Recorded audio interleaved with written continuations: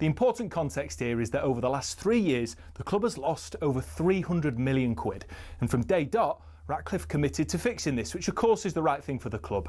But what seemed to get fans' backs up is the way Sir Jim Ratcliffe, accompanied by Sir Dave Brailsford, went about it. For example, talkSPORT understands their lunch options at the Carrington canteen have been reduced to just soup and sandwiches, which the higher-ups at the club say will save them £1 million a year.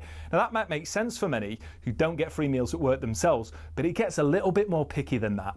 It was reported that after staff brought some stationery, they were ordered to send sellotape back because it wasn't considered essential. The reward for being Steward of the Week used to be 50 quid, but that was scrapped and replaced by a paper certificate. And such is the grip Ratcliffe has on spending, he reportedly scrapped company credit cards, meaning some staff racking up hundreds of pounds worth of expenses and spending weeks out of pocket waiting to be reimbursed. But it's not just the stingy decisions around the amount of tea bags in the cafeteria. In 2024 alone, Ratcliffe oversaw 250 redundancies and more were announced at the beginning of 2025. Now, while there are people who acknowledge that United's staff numbers are overinflated, it's the optics which aren't great. Because while all this has been going on, Casemiro's getting paid 350 grand a week, and the club forked out 14 million quid getting rid of Eric Ten Hag and Dan Ashworth. But United fans' rage doesn't just stop here at the cuts. Ratcliffe's unpopular decision to introduce a flat ticket price of 66 quid for every fan, even children, certainly did not go down well. For fans, it feels like the very foundation of the club's support is being attacked for the sake of making marginal financial gains. But Ratcliffe has backed it, saying if you shy away from difficult decisions, then nothing is going to change. And time will tell whether these measures will improve operations at the club and help drag standards up on the pitch. But one thing's for sure, his first year wasn't exactly a charm offensive, and there's still a long way to go for United to be back to where many say they belong.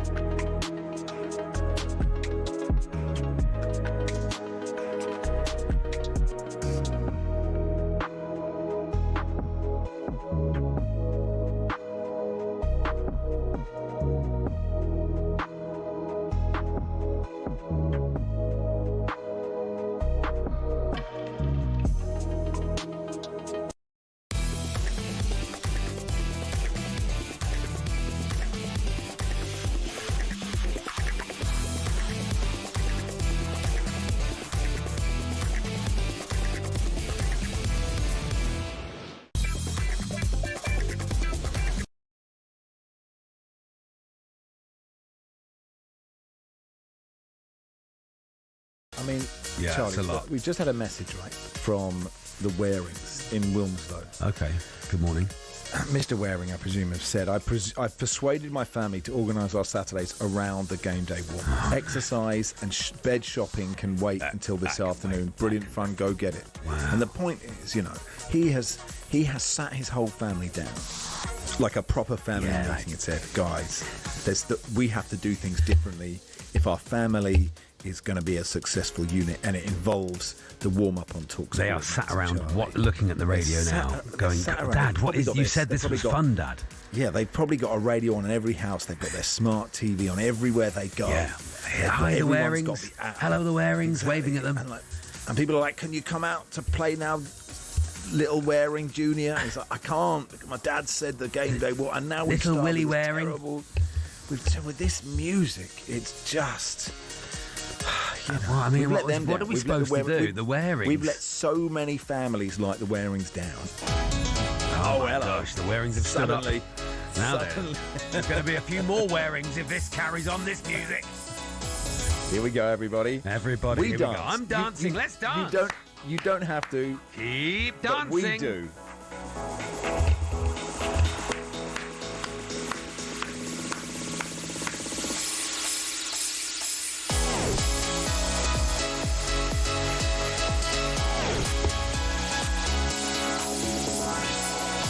Good morning, everybody. Welcome to our biggest sports radio station. It is talkSPORT. My name's Max Rushden. Alongside me, Charlie Baker. And Charlie, this is just any warm-up. This is the double award-winning, award-retired warm-up, Max, on Saturday, the 1st of November, 2025. Pinch Punch, first of the month. And at 12:30, it's Leicester v Blackburn in the Championship. It's a talkSPORT 2 exclusive. Presented by Faye Carruthers. Commentary from Ian Stringer, and former Leicester winger Mark Albrighton, the OB producer. It's Ian Stringer. I don't know anything about you, baby, but you're everything I'm dreaming of. I don't know who you are, but I'm a real Ian Stringer Ian for Stringer for love. A real dead bringer for love. Stringer for love. Go get it.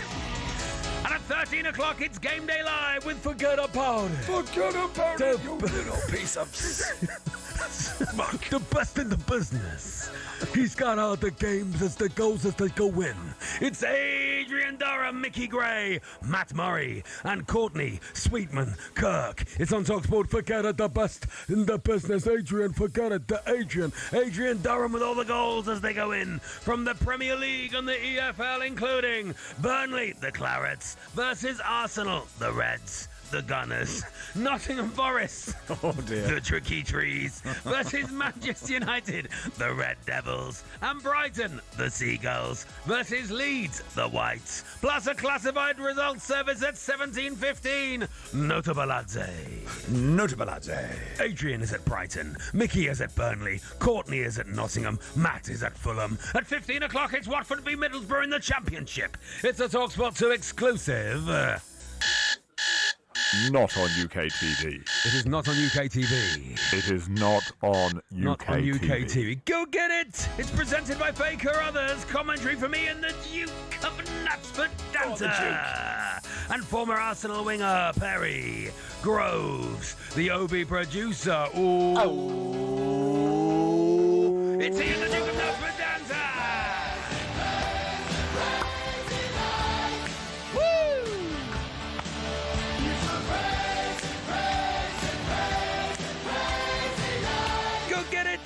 And then at 17:30, it's Brackley Town versus Notts County in the FA Cup first round. It's a talkSPORT 2 exclusive. Commentary from Mike McCarthy and Alvin Martin, the OB producer. It's Izzy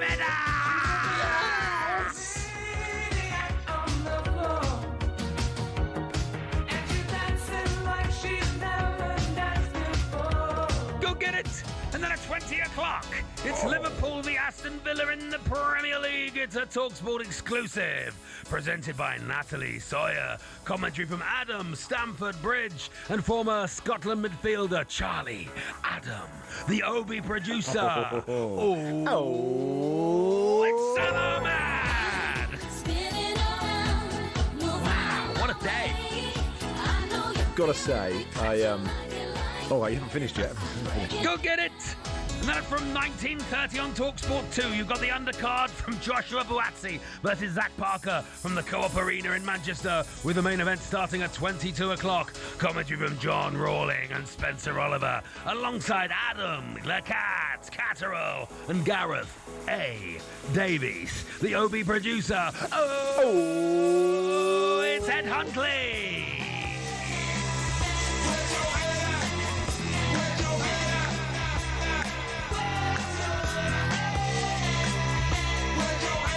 Go get it! It's Big Ticket Live. Premier League, FA Cup, Championship, and boxing action you can't afford to miss. Well done, Charlie. Long, wasn't it? It was really long. Yeah, Chris in Oxted said, trying to work out if Little Willie Waring was in Bleak House or a character from Viz. Meditation Dan has been in touch to say, morning, Max and Charlie. Yet another example of the talkSPORT overlords not caring about the viewer. We're on the wrong sides in YouTube again. I'm sick of it, says Meditation Sick Dan. of it. Yeah, It's because right. Meditation So Dan, we've not done the meditation for a in while this now. show for a long, long time. That's why he's so angry, isn't he? No, we've got 3 hours today. We could maybe we could get some 30 seconds meditation in. Meditation in, yeah. So at the moment, I think this is right, isn't it? I'm on the left and you're on the right as you look at the camera. But Dan would like it the other way around. Sure, I think it's neither fine. of us have it in our contract. We haven't. No one said. I'm sorry, I think but it's if you put me absolutely on the fine. right side, I simply cannot work. But if I look to my left and Charlie isn't there, I just cannot possibly perform at the same level. So Yeah, well, there this we is are. where I It's the have way to it be on goes. YouTube. Where it goes. Yeah, yes. Max, we are kindred spirits, says Alan. Are we? I too am dancing whilst pointing my fingers. Is that how you dance? Sort of. Yeah, I do some pointing. Yeah, I do a lot of point. Yeah, why? Remember when Kenny Everett had those big hands? They were good, weren't they? No, You actually. don't remember? Wow, I'm just a Is that a small generational generation ahead of you there. Kenny Everett had heard of this Everett fellow. massive hands. Like Did he? Like massive, Bruce Grobbelaar in the Anfield rap video. bigger than that, and he used to point and dance. Very, very funny. That's from Alan the Scott Arsenal. says, don't let Charlie go to Ibiza. Okay. There are 12-hour non-stop of that music, pumping Piano House every night. He'd be uncomfortable on the dance floor shouting the tricky trees with his arms in the air. And I, for one, would worry, says Okay, Scott, that's good in, news. in Cambridge. What do we want? You well, by the way, John? I'm very Are you well, yeah, good? very well. Yeah. Actually, I need to ask you about the Sunday show, Max. I noticed that what's Barry, happening? I mean, we've got lots to do in this show. We've got 3 hours today, though, so, we can take it at our own pace in many ways. We can, yeah. How's Barry getting on with his running? I see him running on Instagram. He seems to be hating it every single minute, but I'm hoping so he's there'll be like agreed a to do- transformation at one point. Well, he's going to do a half marathon for Great Ormond Street. If you go Just Giving Barry Glendenning, he's already raised more than £15,000. Amazing. So he's Do that. Go very and sponsor pleased. Barry, yeah. From TalkSPORT listeners and listens to the Guardian Football Weekly, he's overwhelmed, but also really annoyed with everyone who's donated. 'cause he has to 'cause do it now, doesn't he? It means he has to do it. Yeah, dreadful, and dreadful. I would say he's not designed for it. He's might be, not though. Wilson Kipketer. I don't think he's not. He doesn't have the genes of cider wheater. Is all I'm saying. Like, I think he's out of his comfort zone. More But- cider wheater. really good. Very good, But wasn't he's- it? Alcoholic runners, are we doing? we do it. Boozy runners, Boozy 8:39. runners, why not? We'll do boozy. Oh, that's really that's up. That's lovely, God, isn't I'm it? stuck now. What am I Steve stuck on? Ovet, Steve Ovet, Steve. No, someone will have one. Come on, They've then. got time. They're not presenting a radio show at the same time as trying to do it. Liz McCalgon. I mean, you wouldn't drink.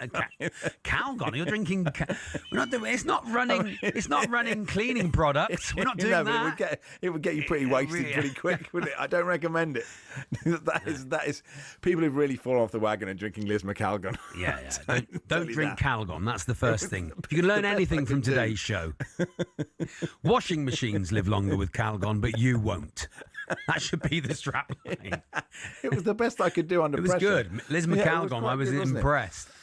Okay, so look, we'll do boozy runners for a while, and then we'll introduce the text topic that we actually discussed before the show started. But that is a good place to start, isn't it? It's good already, isn't it? And that was a shame because we got from Barry to that very quickly. Very, very quickly. Which Anyway, we didn't mean to, yes. It is Max Rushden and Charlie Baker with you on TalkSport in partnership with Travis Perkins, doing what matters for the trade. Find out more at travisperkins.co.uk or download the app. Kwaku Afari joins us. Lots of games in the Premier League this afternoon. We'll get stuck into that.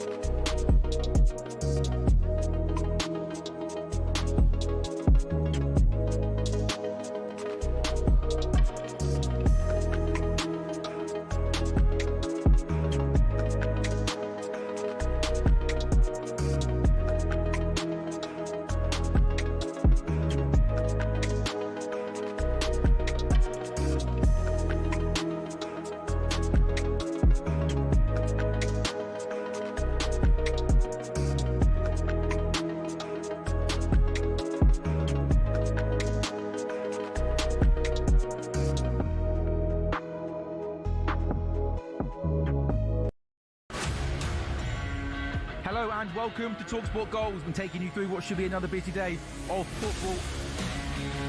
Chance to win it! We don't need to do that, guys. I'm going to owe you an apology.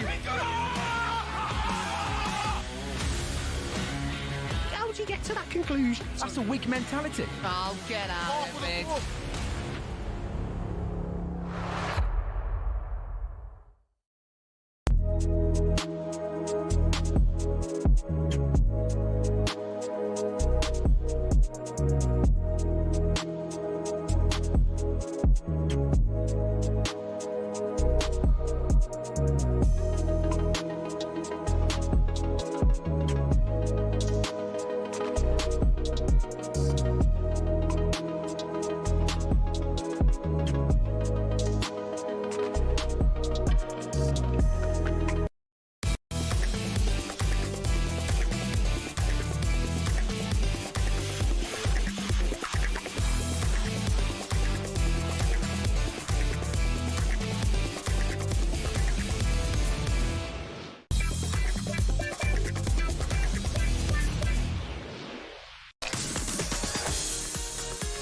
Morning all, game day warm-up on Talk. No, just the normal warm-up on TalkSPORt. Yes, Charlie, come here on. until Drop the game day afternoon. It's not the brand. It's not the branding anymore.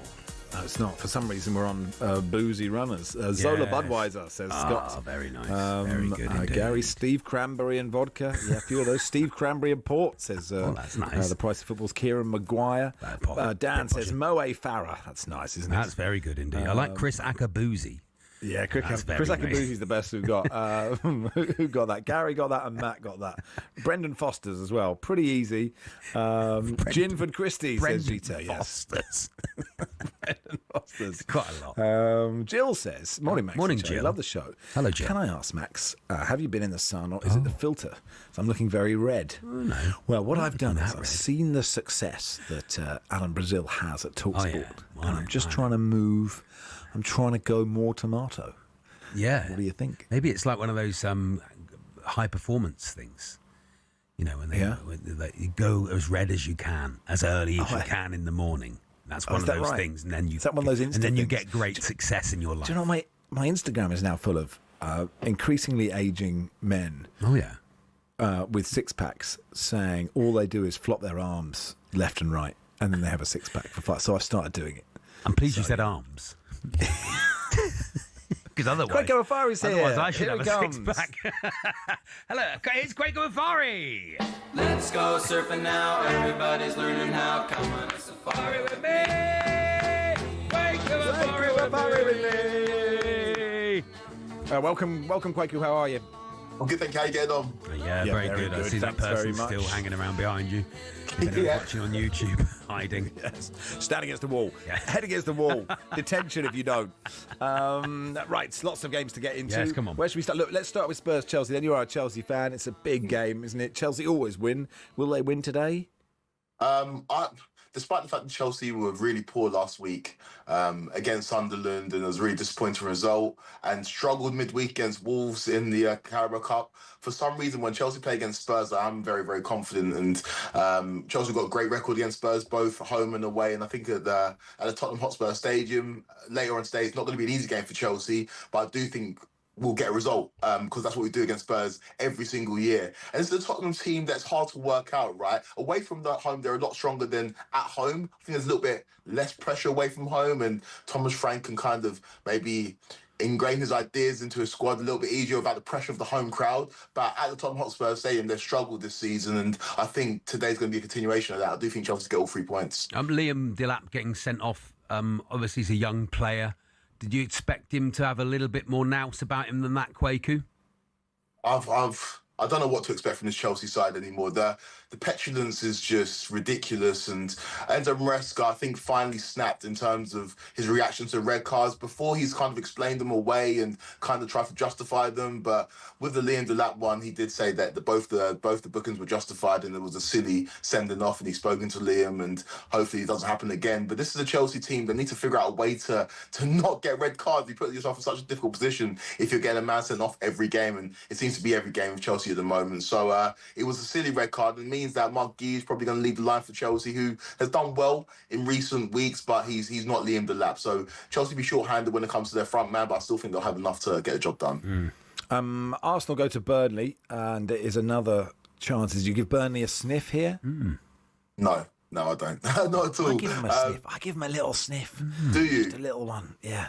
Well, Burnley are they're a tough out, and we saw how the game they gave Liverpool a few weeks ago. Of course, this is a Liverpool team, they're in poor form, so in hindsight, that's maybe not the result or the performance that kind of it was made out to be at the time. But this is an Arsenal team that just don't concede goals, and so much has been made about their record in October. But they went for a whole month, playing multiple competitions, 6 games, 6 wins, no goals conceded. This is the best team in the league, and yeah, Burnley might give them a game, but ultimately Arsenal will find a way to get the job done, because that's what they've done all season. If Burnley score first and then hold, that's what they're good at, isn't it? They can do that. Don't let in a goal. Don't let in a goal, then they win the game, Quaker. That's what can happen. Well, I think Burnley would have looked at their last couple of fixtures, and that's where they've got their job done in terms of beating Wolves and beating Leeds. And this is a freebie for them. So if they get an early goal and they have something to hang on to, then maybe something crazy will happen. But I'm not putting any money on it. I think this is an Arsenal team that are going to walk to the Premier League title this year. And I think this week or this weekend is just another example, will be another example of why they are the best team, the most consistent team in the country. Forest play Manchester United, so it'll be interesting to see Sean Dyche's first home game in the Premier League as Forest manager. Manchester United on a roll, Quaku. Yeah, and I like the added dynamic of the pressure put on Sean Dyche, because when he was on Stick to Football with Gary Neville and Roy Keane, he was talking about how if he was manager of Manchester United, he'd be getting more wins than Ruben Amorim. Now he's got back his chat. His team plays against Amorim's Manchester United side, who are in good form, the best form that they've been in since he's come to the football club. And we'll see if Sean Dyche's 4-4-2 will beat Ruben Amorim's 3-4-3, because Sean Dyche seems pretty confident that it would do. Yeah, I mean, we are never going to be in the position to have anything we said tested actually in the field. So Sean Dyche has made the mistake there of offering an opinion on sport and now having to back it up. It's an absolute disaster. I feel like Forest, the way they play, they could get at Man United's wing-backs, and that could be how they win the game. You know, they've got good wingers. They're good on the counter-attack. Yeah, I don't know with Forest, right? We need to see what Sean Dyche concocts in terms of this Forest team, because it does very much feel like a Nuno team that Ange tried to take in a different direction. So we'll see how he lines his side up. But this is a Man United team which I don't think I'd ever say this. This is a Man United team that can play their best 11 every week, because they haven't got Europe to worry about. Whereas Sean Dyche and Forest have got European football midweek, so it does kind of affect the lineups you go with in terms of your rotation. And so I think Forest have enough to give Manchester United a good game, but I am starting to see really positive things with this Ruben Amorim Man United side, and I do think they will go to City Ground and get all 3 points, which, again, a couple of weeks ago, I couldn't imagine myself saying that. No, but it is really interesting, because I think we've all said, look, Forest will be fine, because Sean Dyche is good at this particular part of the job and they have a really good squad. But, boy, they need some points. I mean, it's interesting, you know, they are, 5 points, West Ham 4, Wolves 2, but you could be adrift, couldn't you? Fulham struggling. They're playing Wolves today, and actually, they've lost 4 in a row, Fulham, have they? Wolves obviously haven't won all season, but I just don't think they've been that bad. With Fulham, I'm just not. I don't think Wolves have been that bad. I don't think Wolves have been 2 points from 9 games bad. No, for Wolves, I do think Wolves' position, in terms of not having picked up a win, is not reflective of where they're at, really. But they are one of the 3 worst teams in the Premier League this season, and Fulham have not been much better. Fulham are really, really struggling. I think it's gone under the radar because West Ham and Wolves are bigger stories and bigger narratives, but Fulham are struggling. And if you survey the landscape and you look at the fact that Leeds and Burnley and Sunderland, who of course fly in, are winning games, one of these established Premier League teams is going to go down. Maybe 2 of these teams are going to go down. And West Ham can't buy a win, and Fulham right now can't buy a win. They've lost 4 games in a row, and people aren't talking about it. And for Wolves, I think the writing's on the wall. If you haven't won a Premier League game by this point in the season, it's going to be very difficult to turn things around. So for both of these teams, both Fulham and Wolves, they need a win. I just think Fulham at home will have that extra advantage, and I think they'll eke out 3 points in this one. Yeah, I mean, Fulham didn't strengthen, did they? And they're heavily reliant on like Iwobi or someone having a good game. You know, their squad's not strong enough. No, but they're not a bad squad. I mean, I just don't think but he's a they're good bad. manager. He's a good manager, isn't he? I think they're heavily reliant on Silva being a brilliant manager and managing to get. No, I don't think the squad's bad. I don't think, but I think what's hard is most teams in the Premier League are good. Yeah, you know, like Brighton are good. They're 13th. You know, where should we go? We haven't got a lot of time, so just very quickly, Kwaku, who's going to win, Brighton or Leeds? Oh, so Brighton have been so consistently inconsistent this season. They've won 3, drawn 3, lost 3. But at the Amex, I think they'll just have enough. This is the Brighton side that I would expect to take a step up, and they haven't managed to do it. They get one good result one week and then they lose another week. But Brighton, they do. Players like Danny Welbeck seem to have good games inconsistently, but when they do have good games, Brighton seem to turn it around. So I'm going for Brighton in this one, but just about. Lovely stuff. We didn't do Palace Brentford. We can't do everything. We'll do it with Lars. Lars is on for a bit later. But thank you, Kwaku. Good stuff. Thanks, Kwaku. Nice one. Take care.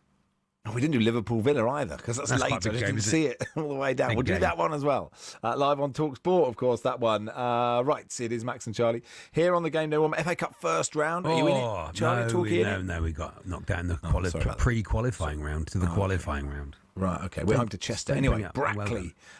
Brackley take on Notts County, and we'll talk to the Brackley manager, Gavin Cowan, in just a second.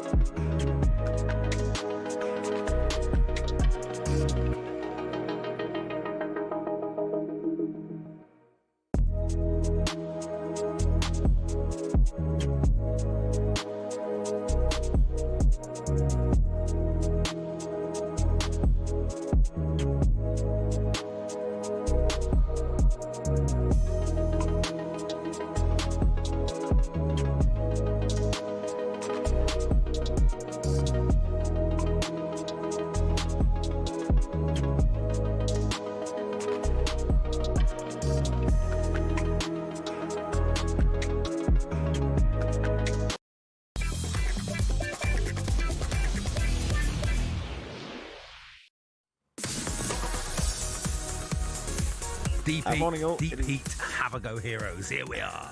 Is that what we are? That's what we are. We are covered, lathered, head to toe. We haven't missed, not an inch missed. It is Max and Charlie with you until 1. Dan says, stood in the kitchen, sorting things out, just shouted, Kelly homebrew to my family's puzzlement. Lovely. Last one, I promise. Yeah, look, we've done our boozy footballers. We've done the those one we now. wanted to do, this is what we wanted to do. You may have seen it or not, where England lost to New Zealand again in the third ODI, so it's a 3-0 defeat. Spoiler alert. But Jamie Overton hit her 6. Was it Jamie or Craig Overton? I was one of the Overtons. Yeah. Maybe, hopefully there are 2 Overtons with those names. Anyway, Mr. Overton, he slogged one for 6. Last ball of the Overton. And it went through the wall. It made a hole in the wall like in a cartoon. Yeah, really good. And so we thought on the text we would do. We'd happily take when you've run through a wall. But I mean that is just unless the Incredible Hulk is listening, feels unlikely. But what you've broken with a ball is good old. Because think back to when you were a kid. We had a decorative plate on the dresser.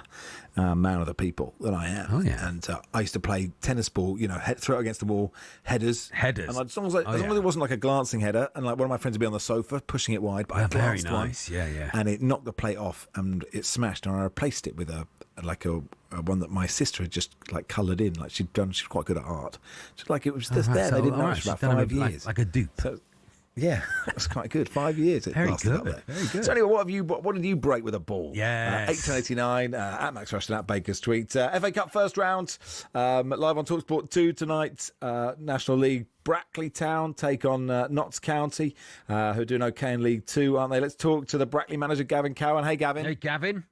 How are you? Yeah, good, thank you. Yeah, good, thank you. I mean, this was my research for this is finding out where Brackley is. That was a good start. I did know that, didn't I, Max? I was one step ahead of you on where Brackley was. One step ahead. Halfway between Northampton and Oxford. Anyway, are you looking forward to the game, Gavin? Yeah, absolutely. It's a massive day for the football club, as everyone will know. FA Cup comes around quickly. Want to try and make some memories. I know the supporters in particular are really excited, and we're just trying to focus on trying to do the best job we can and trying to cause a bit of an upset. Have any of your players just kind of not really put it in 100% in the last week or so? The last game, have they just got, actually, my calf's a bit sore because this game's coming up? Or would you say, actually, League 2 side, it's not like you're playing Man United? That's when you'd have to watch that kind of thing. Well, I think from Notts County's perspective, obviously, that we may see some of them, but I'm sure they're a little bit more professional from that. I think from our side, it's the complete opposite. Obviously, we want to try and cause an upset. We want to try and overcome what are going to be some tough odds. But yeah, we're working really hard, doing some due diligence in the week, putting our game strategies together to try and cause that upset that everybody's so eagerly hoping for. Well, you're good at an upset because you won the league last year with a 5-0 win on the last day of the season, didn't you? And another team had to lose. What a way to win the league. What a beautiful way, beating Farsley Celtic 5-0 for the first time you ever go into the National League. Absolutely brilliant. Yeah, it was a long time coming for a lot of supporters. I'd suffered enough. I'd only been at the club 2 years. We got to a playoff final, unfortunately lost that, and then went and won it. And there's definitely easier ways of going about winning a league, and I definitely aged about 10 years in 90 minutes. But just to get it over the line and to see the euphoria of everyone around the football club was something particularly special. But we move on now, obviously trying to adapt to the National League. Yeah. It's a really tough league. Probably, I think we're one of, if not the only part-time team in that league. And again, we've reached the first round of the FA Cup again. So yeah, credit to everyone involved.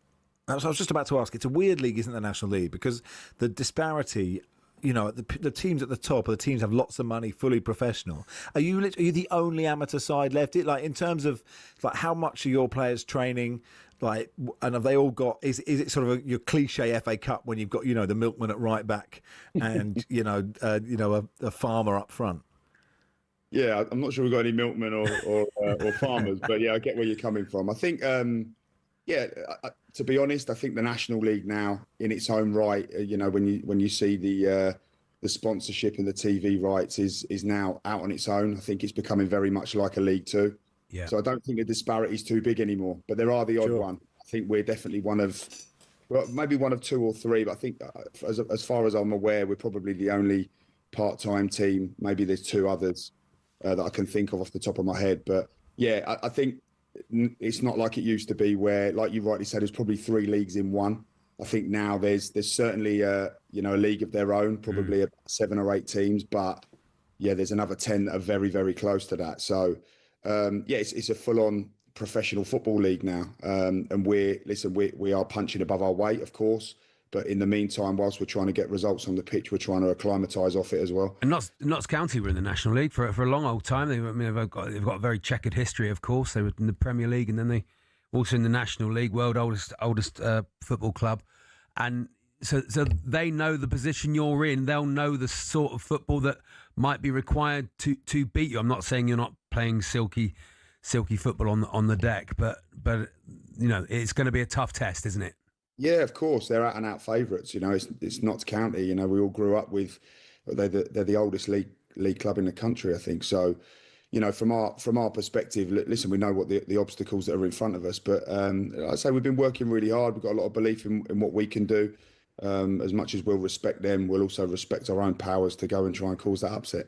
Yeah, I mean, a lot of the time in the National League, Gavin, it's the travel, isn't it? You look at Truro, obviously last weekend having to do a 900-mile round trip. But if you've been playing regional football, like Brackley have been for the most of their history, it is suddenly having to do those long trips every other week or twice a week because it's Tuesday, Saturday a lot of the time, isn't it? That can be tiring on the players and that can affect the league table completely. Yeah, I think a lot of the teams in our league are actually full time. So listen, that's what they're paid to do. Yeah. Our lads, of course, they're going to work in the day. Yeah, and asking them to cut work short, so they've got to have really understandable bosses. Then they've got to jump in the car to get to a coach, the coach to a ground. Yeah, depending on what that could be in the country. I think from our perspective, we're quite central. Recruitment wise, that's quite tough. But actually, travel wise, I think we'll probably do in and around the same amount of miles as what we would have done last year. Last year we're going as far as South Shields. We actually went down. Because you're National League North, of course. Yeah, but so it's you're in that sort of odd middle zone, aren't you? Where it's they have to work out. There's so many London teams that it's skewed, isn't it? What ends up in the north? Yeah, I think it actually probably made winning the league that little bit more sweet. Probably, such a great achievement for everyone involved. So. Yeah, location-wise for us, it is, like you rightly say, it's a bit tricky, but the lads have adapted really well. We've started relatively well. We've not been great in the last couple of games in the league, but it's a learning process, and we know that we're, it will certainly be all the hard work and all systems go to try and get results. And how difficult is it to select the side today? Yeah, that's really difficult, because you've got to try and go with your head as opposed to your heart.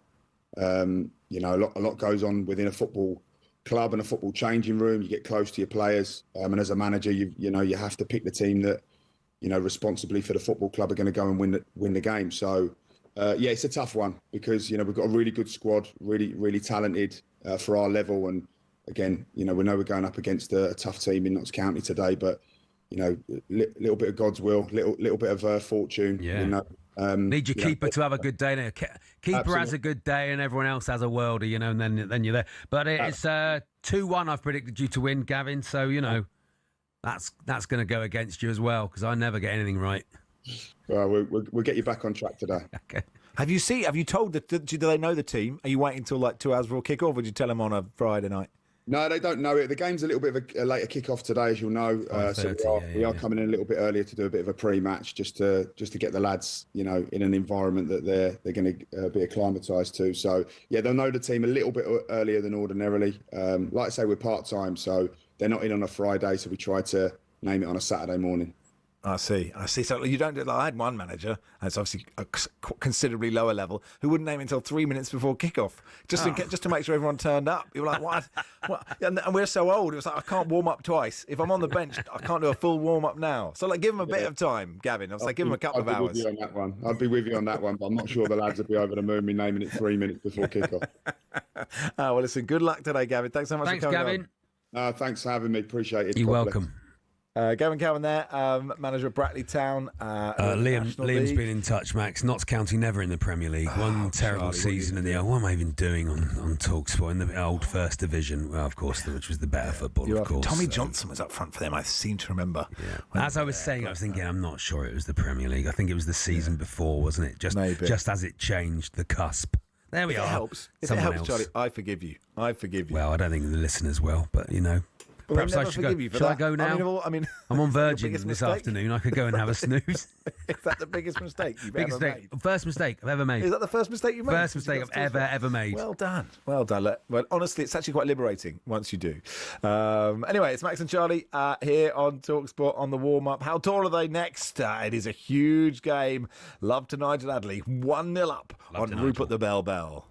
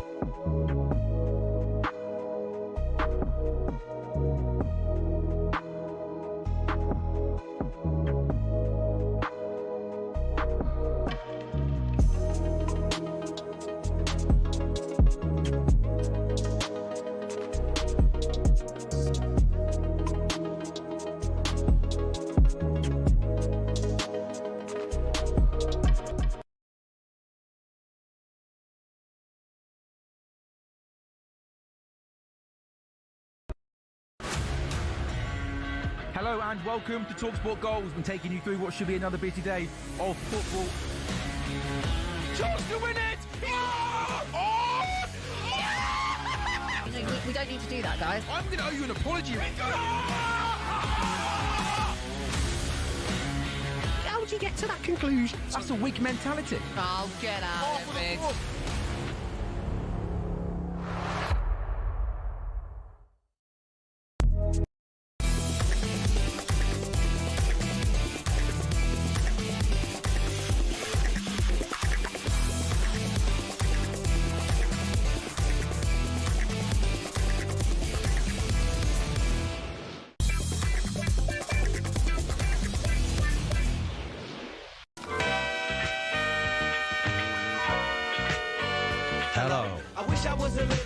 A quick message from Craig.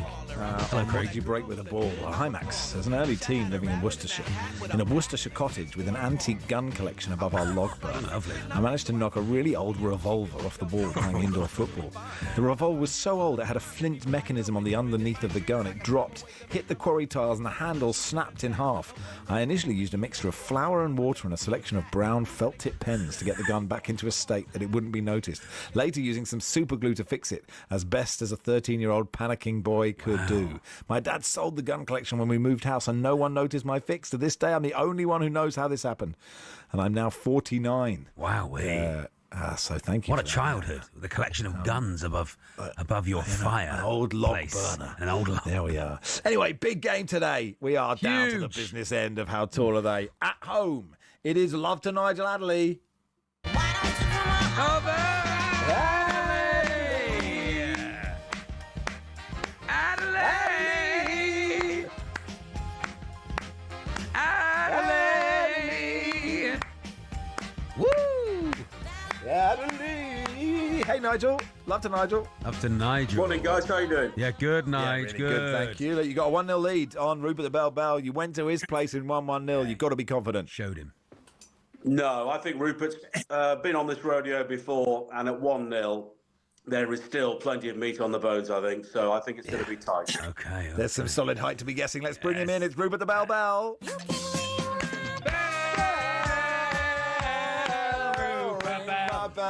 Ding dong, Rupert Bell.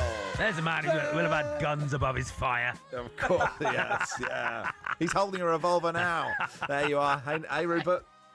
You're absolutely right. And I've basically, I'm going to be like Aston Villa. I started slowly, but I'm coming back strongly. Nigel, quake in your Adderley boots, as I say. There we are. Adderley boots. Trash talking. Posh trash talking is good, isn't it? Yeah. You must quake in your Adderley boots, Nigel. Here we go. Should we play, everybody? Let's Should we play. Let's play. Okay. Okay, so Love to Nigel is 1-0 up. And so we are it is today. It is possible next Celtic manager, Nigel Adderley. Okay, so we begin with Martin O'Neill. How tall is Martin O'Neill, Nigel Adderley? Currently in the chair, of course. The hot seat. I would say 5'10". 5'10", Rupert the Bell. Yeah, I like that guess, but I'm going to go 5'11". He's 5'10". To Nigel! 2-0 up. He's playing with you, Bell. Wow, He's playing with you. Well, that was harsh because he's probably met him and he stood next to him. Very moaning, Absolutely. complaining. The privilege is really stinking today. Right, moving on. Charlie, who would complain discovering at a the quiz, Charlie? Who would complain at a quiz? Why would you complain about a kids' game waste of half an hour? Here we go. Big Ange Postecoglou. Will he come back to the Celtic manager's job? But most importantly, how tall is he? I'm going to give him 6'1". 6'1" for Big Ange Postecoglou. Nigel Adderley, love to Nigel. I think that's a good guess. I'm going to say 6'2". It was a bad guess. He's 5'10". It's 1-0, 2-0 on aggregate. I'm going to sound like Arnie Slot in a minute. This is unfair, and they're using the long ball and whatever he's doing. Yes. It's not fair. Who's got long ball? Okay, yeah, sure. Carry on. Is that maybe that's the big bit in Ange Postecoglou, who's only 5'10"? Let's move on. Come on, Max. Anyway. Dragging. It's not such a great pirate, long balls, doesn't it? Here we go. It was a particular sort of cannonball he used before. Yeah, it is. Of course it is. Robbie Keane. How tall, Nigel Adderley, love to Nigel, is Robbie Keane? Love to Nigel. Oh, I don't think he's that tall. And I'm fortunate, as Rupert's right, I have interviewed him in the past. I would say 5'9". 5'9". You see, this is all unfair. I'm not a football reporter. 5'10". He's 5'9". He's 5'9". Look at this. He's having a stinker. Bell's having a Adderley's stinker. through. Adderley's fill through. 6 minutes. Don't need to play that. We've got to fill 6 minutes with Rupert moaning. No, but we do Sorry, have to. but Yes, what is it, not Rupert? fair. not because fair. he covers these people, and It's not that's fair. I really like. I like the idea that Rupert could get a rematch just because he's so connected with the, with the aristocracy. Yeah.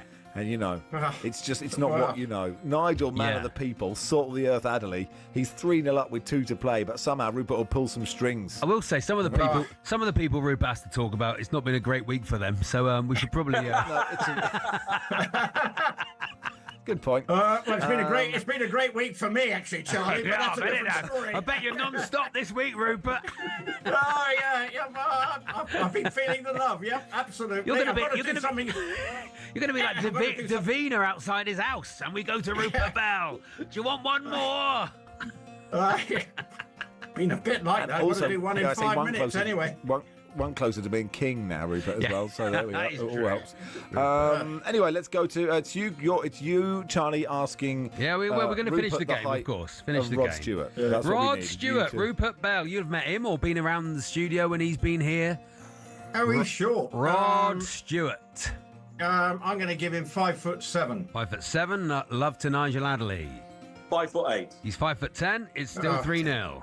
Okay, so we just had to complete the game in the interests of the foreign betting markets and the fact that we've got nothing to do for the next sort of 4 minutes for the news as well. So just to remind you, Nigel Adderley 3-0 up on Rupert Bell with 1 to play. It's only worth 1.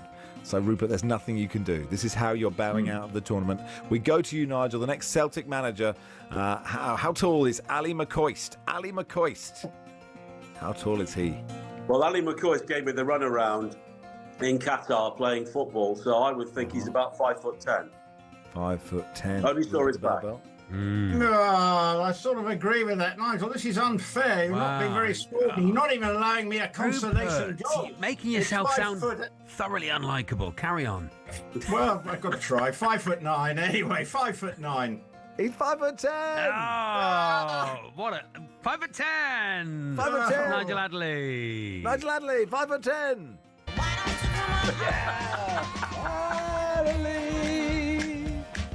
Amazing. Amazing. What a performance from Adderley. 4-0. Yeah. I mean, well, I call it a performance, Charlie. Yeah, what a performance. What a performance from you there. Well done, Nigel. Thank you very much. Well, it's good that finally there was some humility there, Rupert. How do you feel? You've been knocked out in the last 16. That's no shame in that. No, you got it's a difficult competition. This is elite height guessing. You've been representing one part of the audience, and I think they'll be proud of you. And I just hope that you can take what you've learned from this into the plate competition, which begins in a couple of years' time. Yeah. Well, if I'm spared. I'm very proud, Nigel. I wish you the best of luck for this drawn-out competition, and hopefully you lift the trophy in about next 2027. But anyway, well done, Nigel, and continued success. Thank you very much, Nigel. The thing is, Nigel, that is a statement victory, Nigel. Yeah, you've seen off one of the favourites. Wow. Clean sheet over 2 legs, a 4-0 win. It's absolutely huge. Amazing. I am surprised, and I'm pleased I strapped on my Adderley boots, and it worked out. And I was disappointed with the trash talking at the start, I have to say, from Rupert. I think that's beneath him. Wow. But I think he brought it back in the end. I think he's had a busy week. I'm going to let that one go, to be honest. Wow, Nigel. Fair. Well, thank you, Nigel. Well played. Nigel being the bigger person there. Very good. Absolutely. Good Nick says, is Rupert Bell auditioning for Bagpuss the movie? Wayne says, Rupert's meltdown is up there with Rafa Benitez' fact meltdown. I feel like I'm witnessing how tall are they history. We witnessed it. Yes, Matt says Rupert will have all his titles removed after this. Thank you. What a great game, says Marbles. Nice cup shock. I suspect Rupert will be contemplating joining the how big is your fireplace gun collection next season. That is a good competition, actually. That is a good competition. Nigel Adderley through to the last 16. And how many games left? How many games left in there? I think it's just one. I love the way you said it. It was like, oh God, how many games left in this? I think Hawksby's got a game left. Hawksby's back in the woods. Hawksby. Get him back in the woods over the deer carcass. Get him on the deer carcass. Anyway, well done, everybody. Nigel Adderley through. Lars Siverton will join us, and we'll look at all the Premier League games in just a second.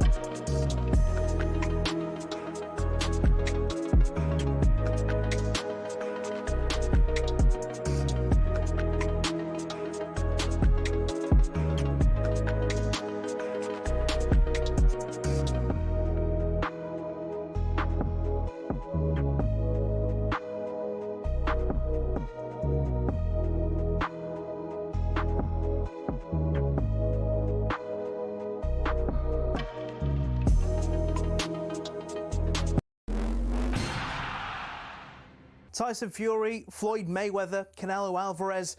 Just hearing these names makes you think money and the hundreds of millions of dollars, pounds or Saudi riyals in boxing. But that's at the top. At the bottom, it isn't quite the same. Even for those on the rise, there's not an awful lot of cash in the boxing world. And if you're just starting out, well, it can be a very costly exercise indeed. But don't take my word for it. Here's the former European champion, talkSPORT's Spencer Oliver. You're turning professional and you're boxing, let's say, York Hall on a non-televised fight. You have to sell tickets to earn any money, but you have to cover the wages of your opponent as well. So if you don't have the ability to be able to sell enough tickets, you effectively have to pay to fight. A far cry then from Jake Paul facing Mike Tyson in 2024, when the purse was reported to be around £48 million. But the vast amounts of cash lining the top dog's pockets isn't the norm in a typical fight. Let's say you're lucky and you get between 5 and 10 grand. You're going to get 10 grand max for that. 10% goes to the trainer, 25% goes to the manager. Then we've got the tax man to pay as well. So we're cutting that money in at least half. So now you've got 5 grand for a 10-week camp. So you're talking about a guy here earning, he might be clearing 500 quid a week. How do you support a family on that? So boxers chase the dream. And, you know, there's probably 2% of them that actually make it. So say you do make it and you start to rise up the ranks. Strikers Boxing, a training academy, says the mid-tier fighters can earn more, somewhere between £10,000 and £50,000 a fight, depending on record, profile, opponent and popularity of weight class. It's only at the top level does the real cash start flowing in, with the top-tier professionals, i.e. those going for titles, earning 6 figures a fight. Something else you'll have heard of is the terms prize fighter or journeyman. A prize fighter is, as it sounds, someone who picks up fights where they can and gets a nice big check if they win. Journeymen are the fighters who take on up-and-comers, effectively used for experience in the ring.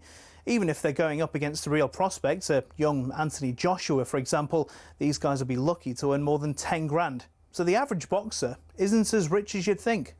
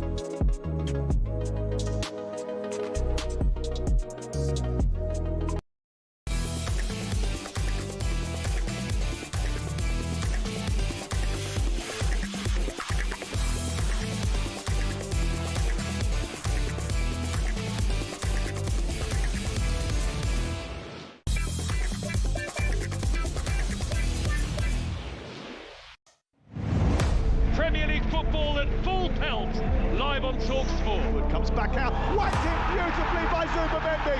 What a finish on the volley. Top of the league by 4 points. No title challenge for decades has withstood a run of 4 successive Premier League defeats. Comes from again, and he sweeps Aston Villa into a 2-0 lead. Semenyo goes on with a run!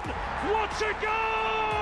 It's Chelsea 1, Sunderland 2, Shemsdean Talby. And Burno volleys it home! What a goal from Brian Burno! He's headed in by Rodon.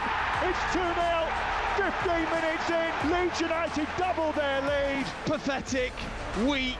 Chorus of boos around Molineux to Moises Caicedo. Oh, he's rifled it in. What a strike! Phillips comes back in on his left foot, draws the ball down low to the left, and produces a brilliant finish. What drama from the best league in the world. Yeah, lots Pathetic of games in the Premier week League today. like that. Yeah. Pathetic. Is that just someone Someone just listening to this bit. Just a little clip of live reaction to the warm-up. Just put it into that package. It's Max Rush and Charlie Baker here until 1. And now, against our better judgment, we're having another game of Jolly Hockey Sticks. Yes, we're really developing it. It's the 3-hour show again, Max. You know, you can develop the show yourself. I really like it. I think you like it. I like it. I'm just bad at it. Yeah. So, you know, okay. But I'm happy to be bad at things. Can't be good at everything. So we need one person to take us on at Jolly Hockey Sticks. If you've never played before, don't worry. Just come and join.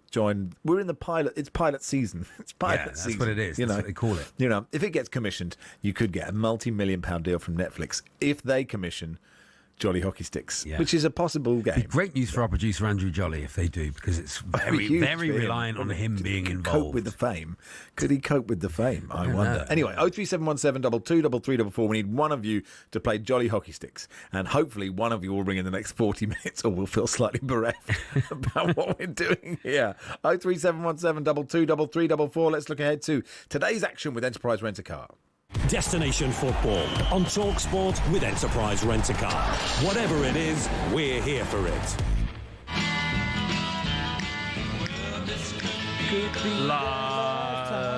This could be the last time. Maybe the last time. I don't know. Hello, Lars. You were in time there, Charlie. Not quite, but I don't like it when you are in time, Max. I like it when you're a beat behind. Okay, fine. Hey, Lars. I have to say, that's part of the charm. Hey, how's it going, guys? Hello, Lars. Very good. Lots of games today. We got you on for 2 bits, Lars. That's very kind of you. Yes. Shall we begin with the game live on talkSPORT tonight, 8 o'clock? Liverpool versus Aston Villa. Yes, please. Because it's I don't know if you take that Carabao Cup game out of the bad run because it was a very inexperienced side with a very inexperienced bench. Do you take that out, Lars, or do you add that to the crisis klaxon that we have? You take it out of how you think things are going, in a sense, for the first team. It doesn't. But where I think it matters is it's another couple of days of just bad headlines and bad vibes and negativity, and that stuff doesn't help. Like the players are not immune to that.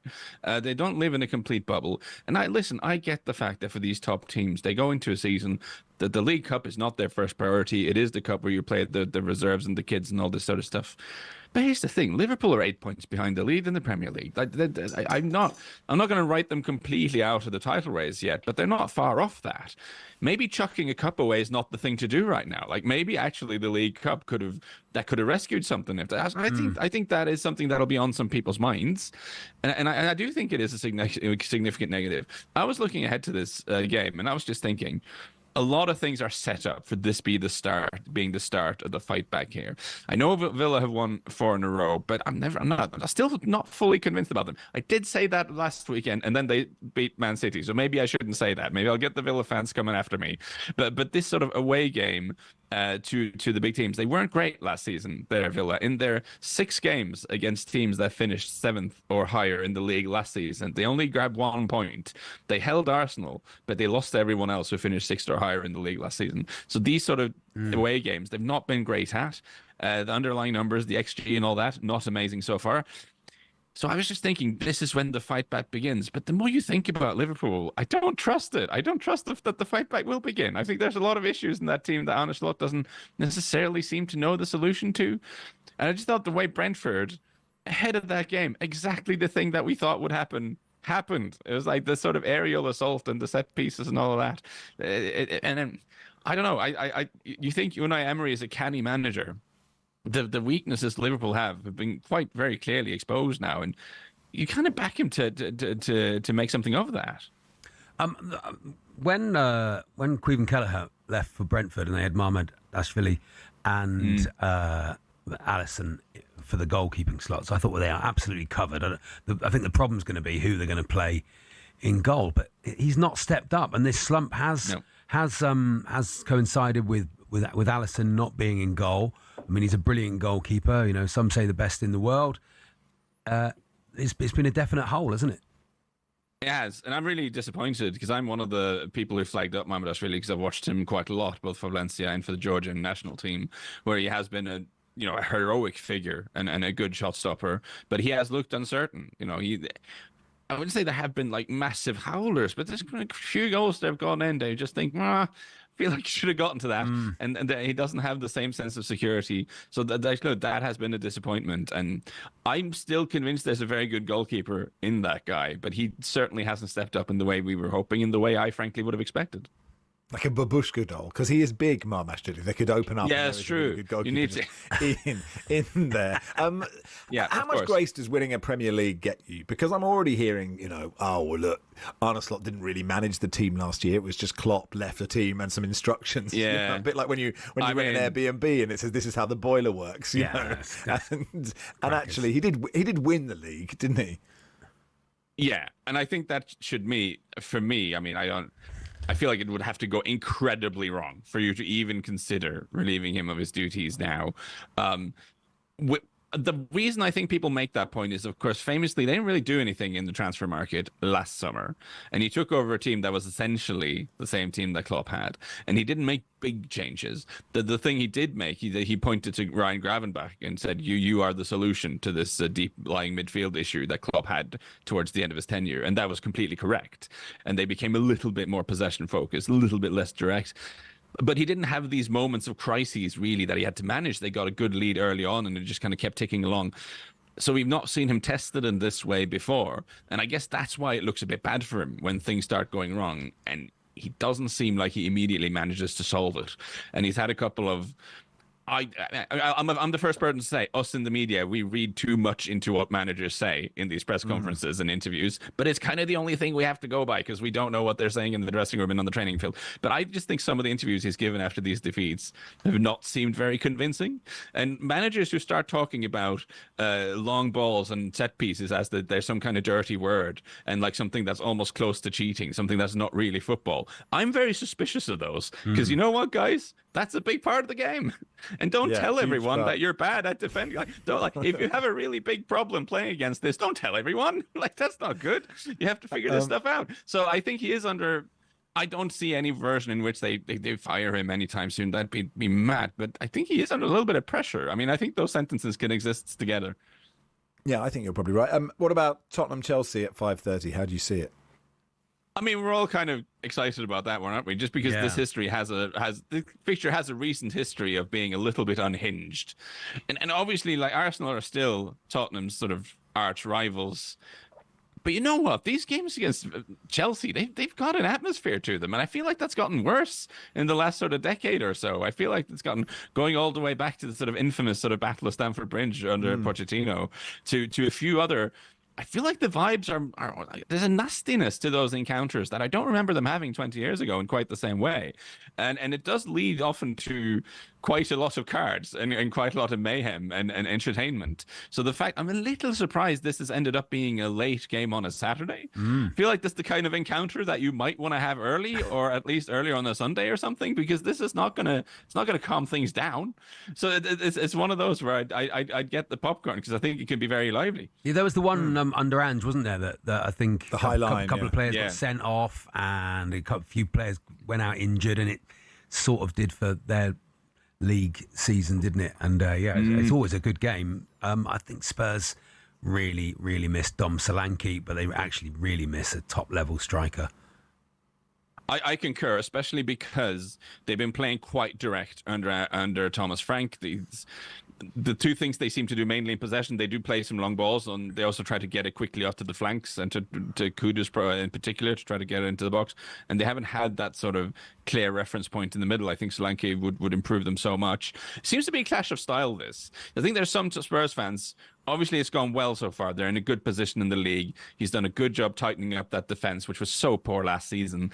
But it's not always been great to watch. You know, there's a lot of like quite turgid football being played because they're trying to be safer in possession, because they're trying not to give it away in bad areas. It's not always been good to watch, but this pragmatism probably is what Spurs needed in the short term. But then on the other side of that, I think there's quite a few Chelsea fans that get frustrated with Maresca sometimes for just overplaying, because his team seems to be passing maybe too much. They have so many quick guys. They've got like with Gittins and Garnacho and Estevao, who look so exciting, and like they've got so many exciting guys who can run at people, but often the ball goes sideways instead of out towards them. So it's one team that could do with being a bit more direct, and one team that's clash of styles. And styles make fights, don't they? They do. Punches in bunches. They should be good. Exactly right. Charlie knows that well. Fans of the Wednesday afternoon show from 2 weeks ago will know that. Yeah, it sounds like the Chelsea fans are going, get it launched. The Tottenham fans are going, don't get it launched. And that's just what's going to happen. That's what it is. Afternoon. That's exactly Very right. hard Who knows what's going to happen as a Spurs fan? You have no faith when you play Chelsea. Lars, stay where you are, please. Lars Ividson with us. We'll look ahead to all the other games in just a second. Matt says, hi guys, long-time listener. For the first time ever, I thought I'd put it on the TV while doing my Saturday morning That's a chores. nice idea. Definitely won't be doing that again. Some things are best left unseen. We're all great-looking guys. That's just jealousy, Matt. That's jealousy shining through you. Quite enjoyed it. It is Max and Charlie with you. That was that was something to do with. That was the warm up on talkSPORT. No, this is Enterprise Rent-A-Car, isn't it? Yeah. That was the look ahead to some players that we feel will be here for it and deliver this weekend with Enterprise Rent-A-Car. Destination football on talkSPORT with Enterprise Rent-A-Car. Here for it. Book now at enterprise.co.uk.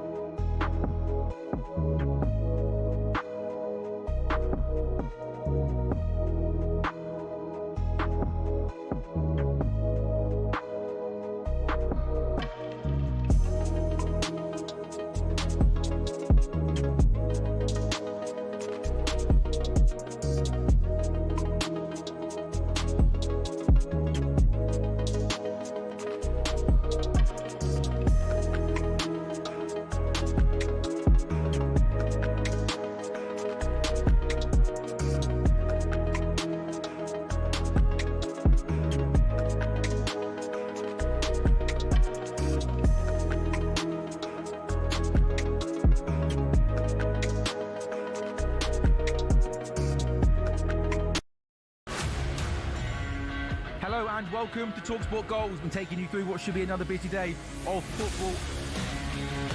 Chance to win it!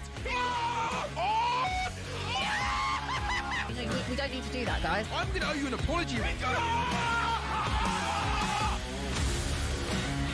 How would you get to that conclusion? That's a weak mentality. Oh, get out of it.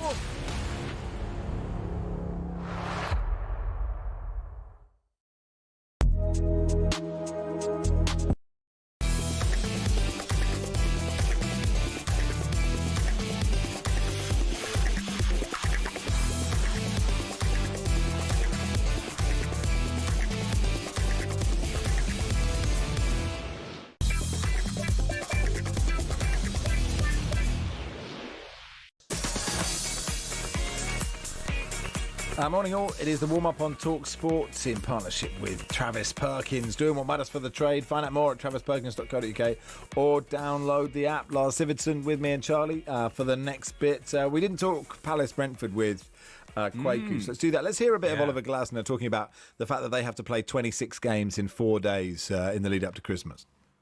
When I heard it the first time yesterday, I couldn't even believe it.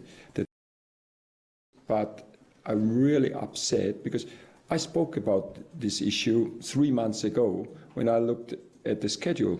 So then in the summer, in the off-season, there are people who have to work on the schedule. And I would really prefer if they talk together. Yeah? And because you have international games, you have the 2 cup competitions, and you have the Premier League games. So it would be nice if UEFA, Premier League, FA and EFL talk together, because it's not so surprising that this can happen. And then not now finding something that maybe where you can't find a solution. So get it organized, get it sorted before. And this is what really makes me upset. And then just to say, okay, then they should play, because this would be, again, it's irresponsible playing Sunday, Tuesday, Thursday. Yeah, so 4 games in 10 days at some point before Christmas, including 2 games in 3 days, or potentially 3 games in 5 days. Which, Lars, I mean, it does seem quite a lot, isn't it? I don't know how you fix it, because, you know, if you keep progressing in competitions, this is what happens. But he has a point. Yeah, so I'm going to give the schedules, maybe this is an unpopular view, I'm going to give the schedules the benefit of the doubt and assume that they're not complete idiots. So I'm assuming that they were just difficult meetings and difficult. Like, there's a lot of games to fit in now. Extra games in Europe, there's a lot of stuff going on. But it just occurs to me that Palace are now, again, getting like the thin end of the wedge with something that isn't really... not really their fault. I mean, this situation with the multi-club thing that they were in, I think we don't need to revisit that. I think most right-thinking people feel that was quite a farcical decision, that the situation that they ended up in. And they ended up, I mean, UEFA ended up having to do something with the rules regarding this multi-club stuff, because all the biggest teams insist on having feeder clubs all around the continent. And then you start having to do something about that. Yeah. And then it's Palace who ends up suffering the consequences. Here we have more games in Europe now. I would assess, it was my opinion that is a development that's happened because, again, the bigger clubs are pushing UEFA to make more money from these competitions. More money means more games.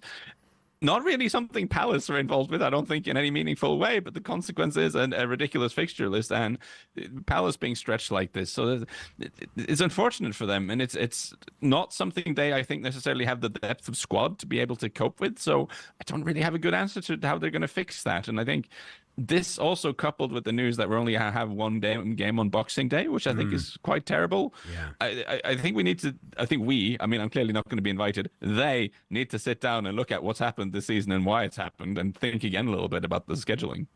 Yeah, certainly makes that warm-up that we have on Boxing Day, looking at all the games, trickier. But, you know, they don't think about us, do they? But, I mean, I suppose the point, I think what's interesting as well is when you are a fan, you know, like intellectually, we know that if you play lots of games, you're tired. We know that if you play, you know, midweek and weekend, if you're in Europe, it's harder to balance that squad. And yet when the game starts, you completely forget all of that, and you just think we should win this football match. And we sort of just put all those things, tiredness and all those things, just to the back of our mind as soon as the game starts. Yeah, and for the players as well, they want to be involved in everything. Like if you're something else, the big important players for Palace who will be playing every game, like Gay, Wharton, Mateta, these guys, they don't want to sit out any of those games. No. Like they want to play all of them. But of course that would be unhealthy, especially, again, one of the big changes in the sport over the last sort of 10-20 years is that there are many more sprints during each games than there were. So it's kind of tougher on the bodies of the player than it ever was in the past in that sense. I know we're going to get older players from a different era being annoyed with this. Of course, it was maybe physically tougher in terms of what the referees allowed and all this sort of stuff. But the strain on the muscles now with all the sprinting they have to do is completely on a different level. And then you add more games to the schedule. This doesn't seem like a healthy development. I don't want to sound like this guy, but this is my genuine thought. Get on with it. Just get on with it. It's part of the excitement, isn't it? Part of the game. Christmas is fun for football. Loads of games. It slightly evens it out. You want to see all those little hamstrings just go. I don't mind it. I don't mind it. Just Snapped get on with it. hamstrings all over the gaff. Just get on with the game. Play the games. Everyone can enjoy watching the games. And you need just hamstrings. get on with calf it. Muscles. Yeah. Yeah, you don't really need calf muscles when you think about Stop moaning. It's you playing football for it. That's who I sound like. But that's what the voice. That's what the voice. That's what the voice in my head is doing. Did you send this, Charlie? Did you send this text saying I think bin collectors get 25 days holiday? I agree. There are options for poor footballers. I do but agree. The point is, like, come on. But Lars does make a point. If all the players get injured, it's not as good. Yeah, so you have to manage that. I think we can. Hopefully we can agree on that. If all the players get injured, football would be significantly less good. Yeah. Hey, listen, Lars, we've got about 3 minutes, so why don't we rattle through all the games and you can tell us who you think's going to win in like 5 to 10 second sound bites. Brighton v Leeds. That sounds horrendous. Draw. Just because I like Leeds. Leeds has got a really nice punchy midfield. Leeds are second in the league for tackles in the middle third of the field. That's my obscure stat of the day. I prepared it for the show, and I'm going to stick it in there. Thank you. Leeds have got a really combative, nice midfield. I think they can give Brighton a good game. Burnley, Arsenal. 2-0 Arsenal. Burnley create very little. Arsenal defend extremely well. I don't think they're conceding a goal here. It might not be pretty, but Arsenal will win. This is a way to do. This is just a way to do this, isn't it? It's quite we do the whole show. We could be done by 11:05. Can we get it done early? Or Palace. I think we can leave once we've done all the things. We can just leave. Palace, Brentford, Lars. Yeah, I'm kind of stuck on that. I mean, if in doubt, just say 2-1 Palace. I don't know. I don't want to. That seems complicated to guess. So let's just say 2-1 Palace and move on. Okay, Fulham Wolves is a huge game actually. Yeah. 1-1 draw. I think Wolves are not that bad, but it's a problem when you don't win games, the negativity builds up. Another niche stat that I prepared for this. Wolves lead the Premier League for crosses into the penalty area by a lot. They've put 46 crosses into the box this season. Next runners up on that list is United with 28. So that's a huge gap there between Wolves and so Wolves are getting it into the box. They are swinging it in the mixer. Yeah. You would think that would lead to profit. It just hasn't so far, but they can get a draw there, I think. Forest, Man United. I mean, this seems like a dangerous thing to say, but United seem like they've found something here. I think they'll win again. I think let's say 2-1 United. I like whoever's putting up the little graphic saying Forest Man United preview, and now we move on to Spurs Chelsea. Yeah. Spurs. I mean, that could be anything, couldn't it? Like 2-2 and at least one red card. Okay, and finally Liverpool Villa. 1-1. I think Villa's. I don't trust Liverpool at all now. We talked about it earlier. Villa's going to sneak something.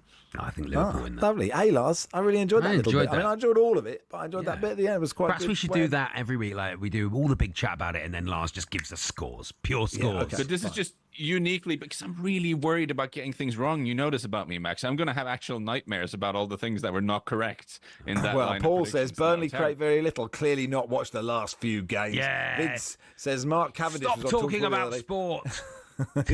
Mark Cavendish is laughing pretty hard at this conversation. We don't know if Mark is or not. Hey, Lars, thanks so much. Thanks, Lars. Yeah, have a good one. Bye. Lars Siverton there, and it is Max and Charlie with you until 1. If you want to play Jolly Hockey Sticks, 0371. All you need to do is have an encyclopedic knowledge of every sport that's ever been. You can't be worse than me at it. You won't be worse than Charlie. No one's worse than Charlie. He couldn't think of one swimmer last week. Sharon Davis was right there as well. Because she was sitting next to you. She was right there. You didn't even think of it. 03717 22 33 44. It is Max and Charlie here till 1.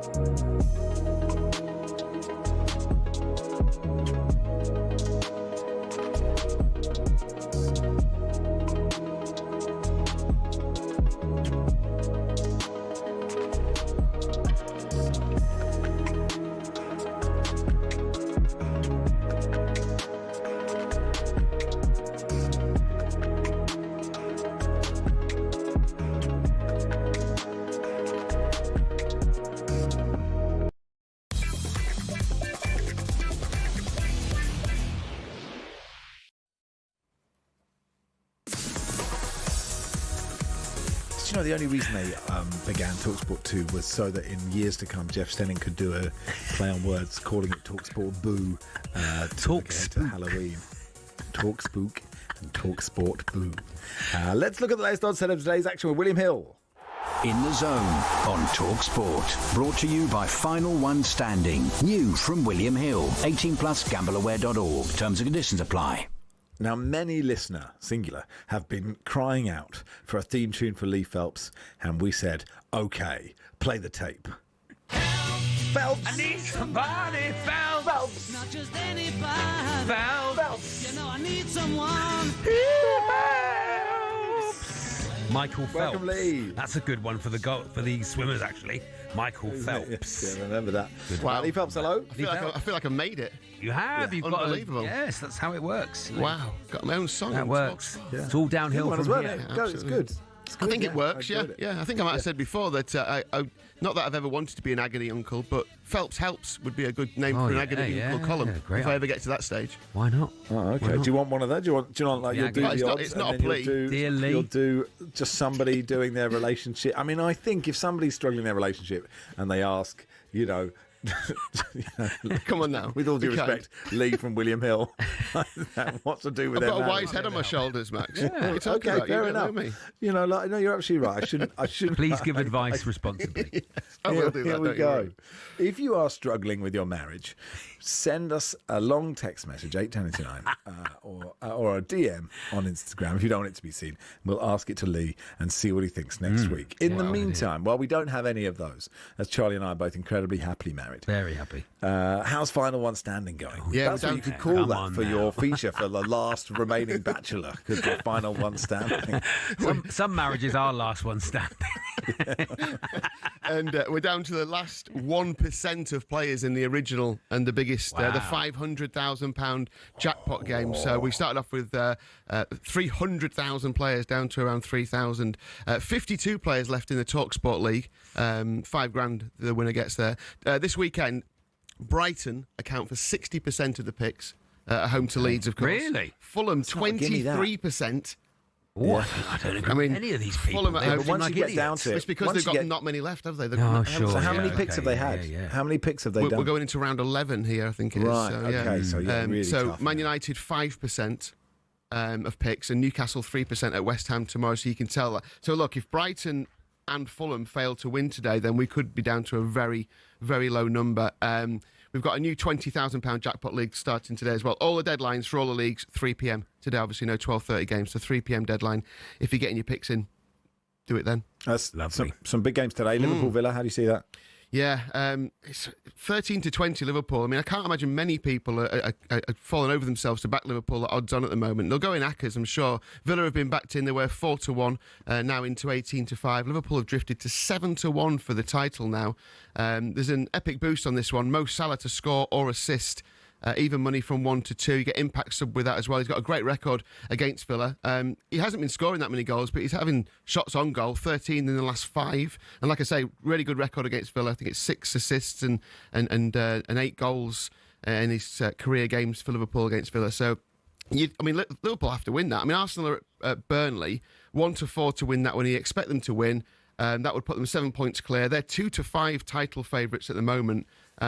If they win that and Liverpool don't win, then that gap is getting a little bit. No one's writing anyone off at this stage of the season. Although Liverpool have been given the title and written off already. Arsenal, of course, now given the title by some experts. Man United even apparently in with a shake. But yeah, they're at Forest, obviously. The Hairman, obviously, kind of half hoping that they do win.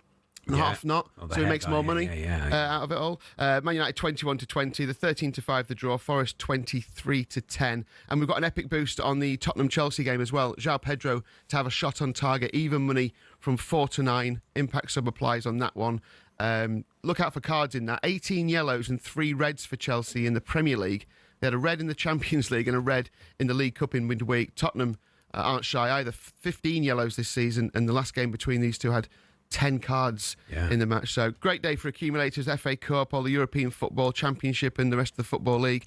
Got 2 offers on that. We've got an ACCA boost where you need 4 or more picks to activate it. And we've got a free Football ACCA when you place a Football ACCA today. And finally, horse racing today. We've got the Charlie Hall Chase at Wetherby. We've got the Champion Chase at Down Royal, where that's the 240. Envoy Alain to finish in the first 3 is an epic boost. Even money from 1 to 2, £10 max stake on that one. 3-time Cheltenham Festival winner, won this race in 2022 and 24 and was beaten by neck in 2023. So finishing the first 3, even money for Envoy Alain in the Champion Chase at Down Royal. Sounds good odds. Cheers, Lee. Enjoy the goal show later. Guys, thank you. Good stuff. Lee Phelps there. That was the latest odds brought to you by Final One Standing, new from William Hill. Terms and conditions apply. 18+, gambleaware.org. In the Zone on talkSPORT. Brought to you by Final One Standing, new from William Hill. 18+, gambleaware.org. Terms and conditions apply. Angelina Kelly is at Stamford Bridge to watch Chelsea women beat London City Lionesses. How's it going, Angelina? Hey there, yeah, all good. Here at Stamford Bridge, just watching the players warm up as we get ready for this game. Yeah, good stuff. And Chelsea Chelsea. We know Chelsea are really good. I mean, I don't. It's quite hard to know what do you do if you're London City Lionesses in this game. Yeah, I mean, it's a difficult one. Chelsea are looking to extend their 1-point lead at the top of the table today. This is the first ever London derby between the two sides in the league.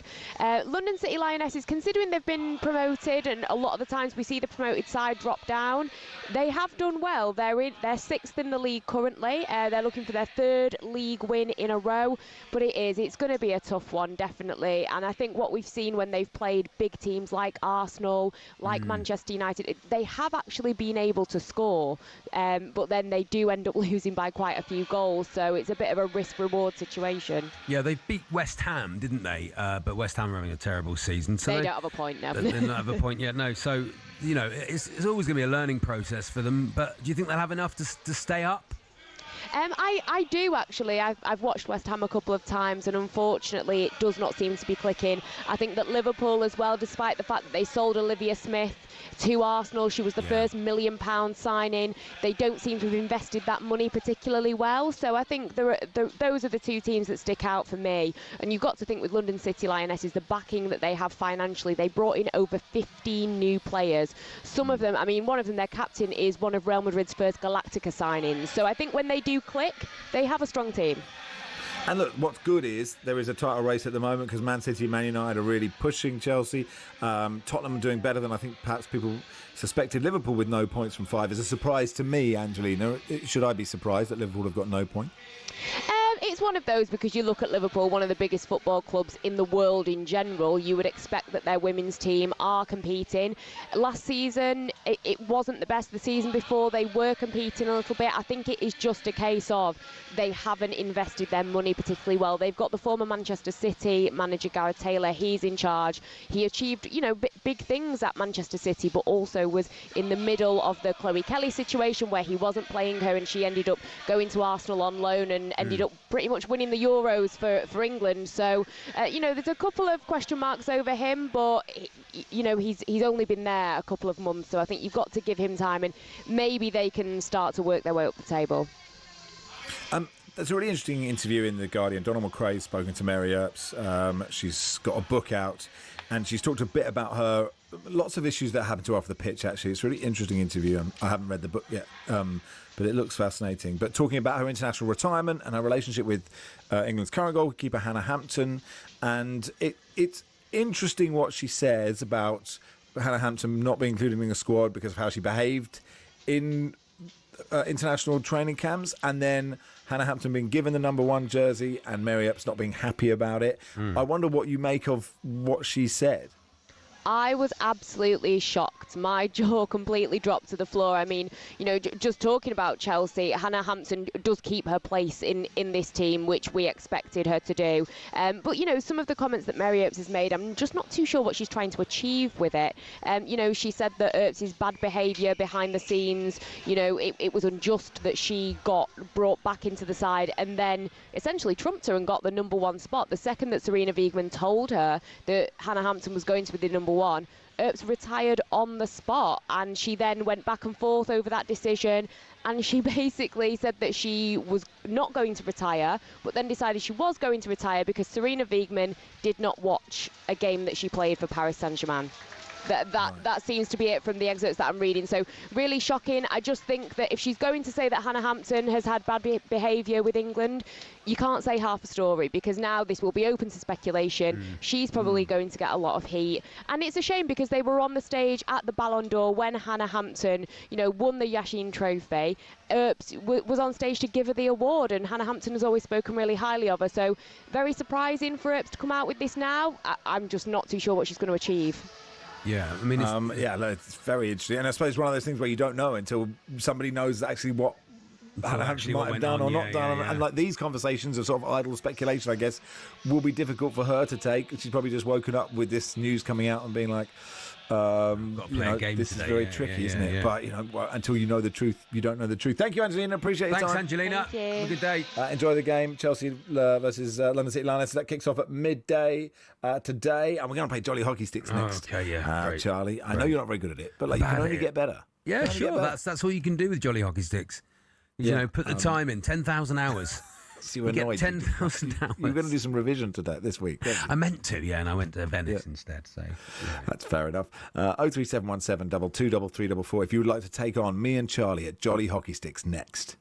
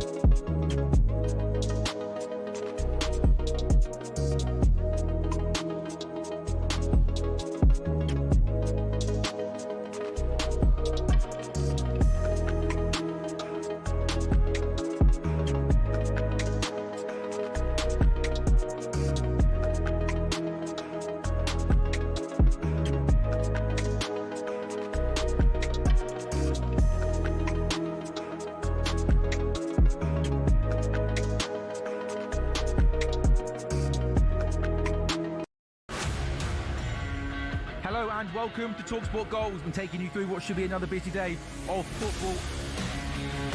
Chance to win it! We don't need to do that, guys. I'm going to owe you an apology. How would you get to that conclusion? That's a weak mentality. Oh, get out of it.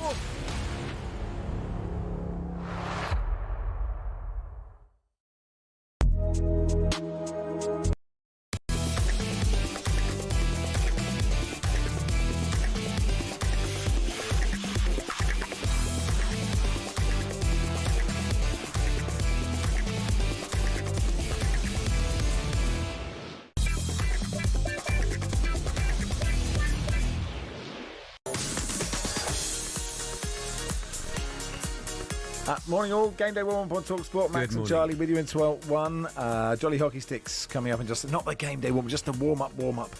Apologies, everybody. Jolly Hockey Sticks in just a second. Before that, let's get team news from the Championship. Leicester versus Blackburns live on talkSPORT 2 in 10 minutes. Ian Stringer watching for talkSPORT. Marty Cifuentes says the Leicester manager's made 3 changes to the side that lost against Millwall. Christensen, Sumare and Carantha up front come in. Thomas, Ramsey and Ayew out. So Stolarczyk starts in goal for the Foxes. Ricardo, Okoli, Vestergaard and Christensen are the back 4. Winks, Sumare and Jordan James will play centrally. Width provided by Messrs Mavididi and Fatawu. Striker is the 25-year-old Carantha. As for the visitors, well, they make one change, does manager Ismail, to the team that beats Southampton. It's in the middle of the park. Henriksen comes in, Morishita goes out. So Taut in goal with Miller, Wharton and McLaughlin, the back 3.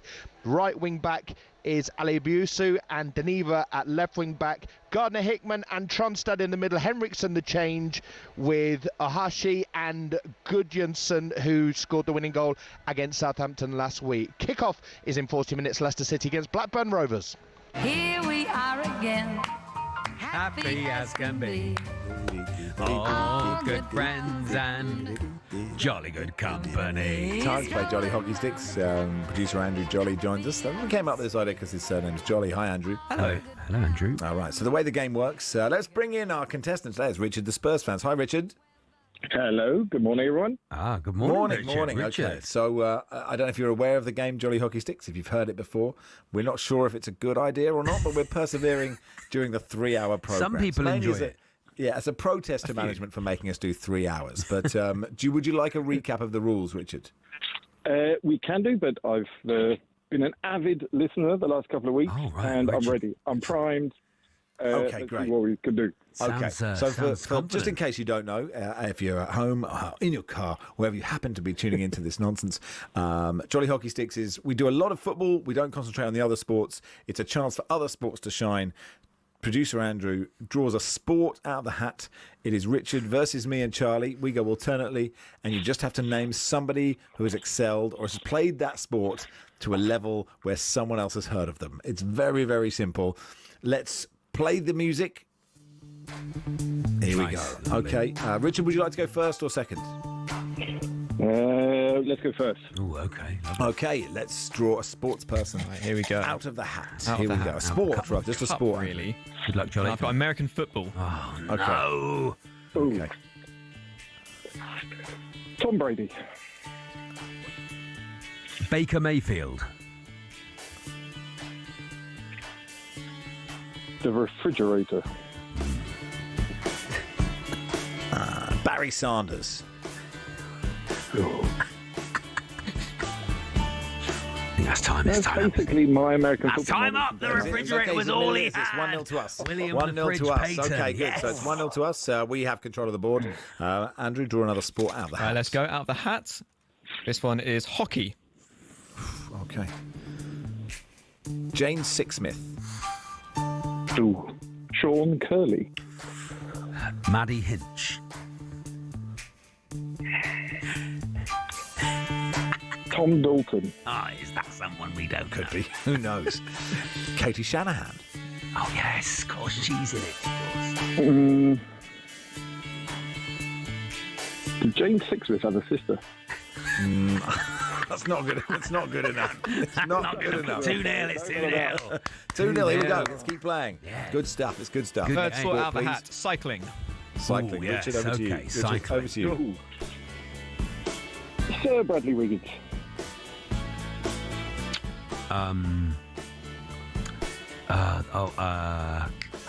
What's his name? No, don't do this. Come on, Don't do this to me, brain. Come on, brain. Charlie. The guy in the bike, the guy who did the bike. Go on the bike. Not good enough. Chris Boardman. Chris Boardman. Just in time. Controversial, Lance Armstrong. Oh, yes, good one. Definitely a cyclist. In this game, not controversial. I'm in now. Victoria Pendleton. Victoria I'm Pendleton. in now. Jan Ulrich. Oh, yeah. Mark Cavendish. Ooh.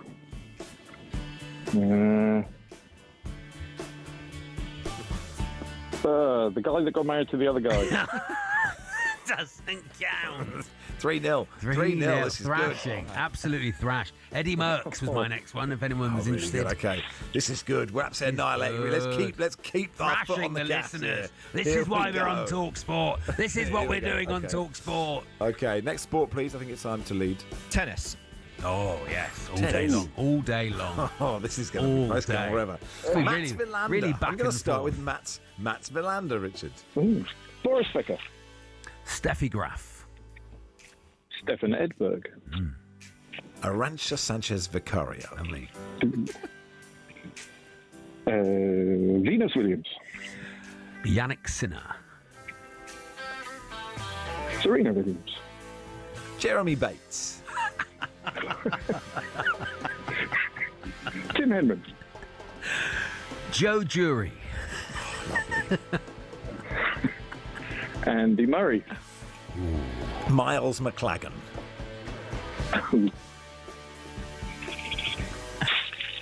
Nick Kyrgios.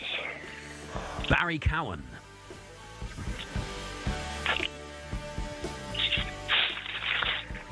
We've said one current player. We've said one current player. Leander Paes. Very risky. Heard that rumour. Okay, current player. Yannick Sinner. I said Yannick Sinner. You said Nothing it, for a 4-0. pair. Not in this game. 4-0. 4-0. One more. Come on. Can it be a 5-0 whitewash? Here we go. Triathlon. Oh, no. Triathlon. Okay. It's whoever's going first wins. Richard, you go Triathlon. first. No, whoever goes second wins. It's I you, can't think of Richard. anyone. Oh, then me. Ian Brownlee. Ian? It's not Ian. Ian? Alistair Not Brownlee? Ian? It's Alistair or Ian Brownlee. He's out. First go. Brownlee's right. 5-0. That's why we're on TalkSport. You'll never defeat us. Thank you, Richard. Hey, thanks for playing. Did you have a good day? I had a lovely day. Thank you very much. Great guys. stuff. 5-0. Cheers, pal. Crash. This text says, what the hell is going on, lads? And the next one says, nonsense game. I've never heard of the two American footballers that the TalkSport presenters named. That doesn't mean they don't exist. No. That's the way Jolly Hook. Good, well done. Well done. done. Matt Oh, says, yeah. I've never heard such a big build-up to a feature as inappropriately named as Jolly Hockey Sticks. Jay says, I'm convinced you've only actually got 5 sports in this part of all sports. Yeah, because hockey came out. Yeah, it came out last. And American football. And American It's football. all for sports, isn't it? Jolly, this game is named after you. You need to put you back into it a bit It's more. hockey, not a sport. It's all for sports. But how many sports have you got in the cup? There's quite a lot in here. I couldn't tell you how many. Read some more sports out. We'll see how round Just we read a go. couple Okay, more. read a couple of sports out. We've got canoeing. Canoeing. We had that Archery. last time. Archery. We had that last week. Yeah, William. Rugby How do you put union. all the Tell, sports in? Little John. Barca Friar Jim's Tuck. been in touch. Weightlifting. But Barca Jim's been in touch. Oh, yeah. He says A new low? A new low? He says you've done some quote. We've not really thought this through. Bleep on this show in your time, but Jolly Hockey Sticks has set a new high bar. it was good. Wayne says I was hoping for shark jumping to be pulled out of the hat. The I Fonz. can think of 2 names straight away. Anyway, you got to try these things. All right. Haven't you? Maybe that be And it. why That not might be try that them? might be the last ever episode of Jolly Hockey Sticks. I Might really be. like it. I really like it. There's something in it. We'll do some Liverpool in the. Anyway, it is Max and Charlie with you until 1. We'll do some Liverpool in just a second.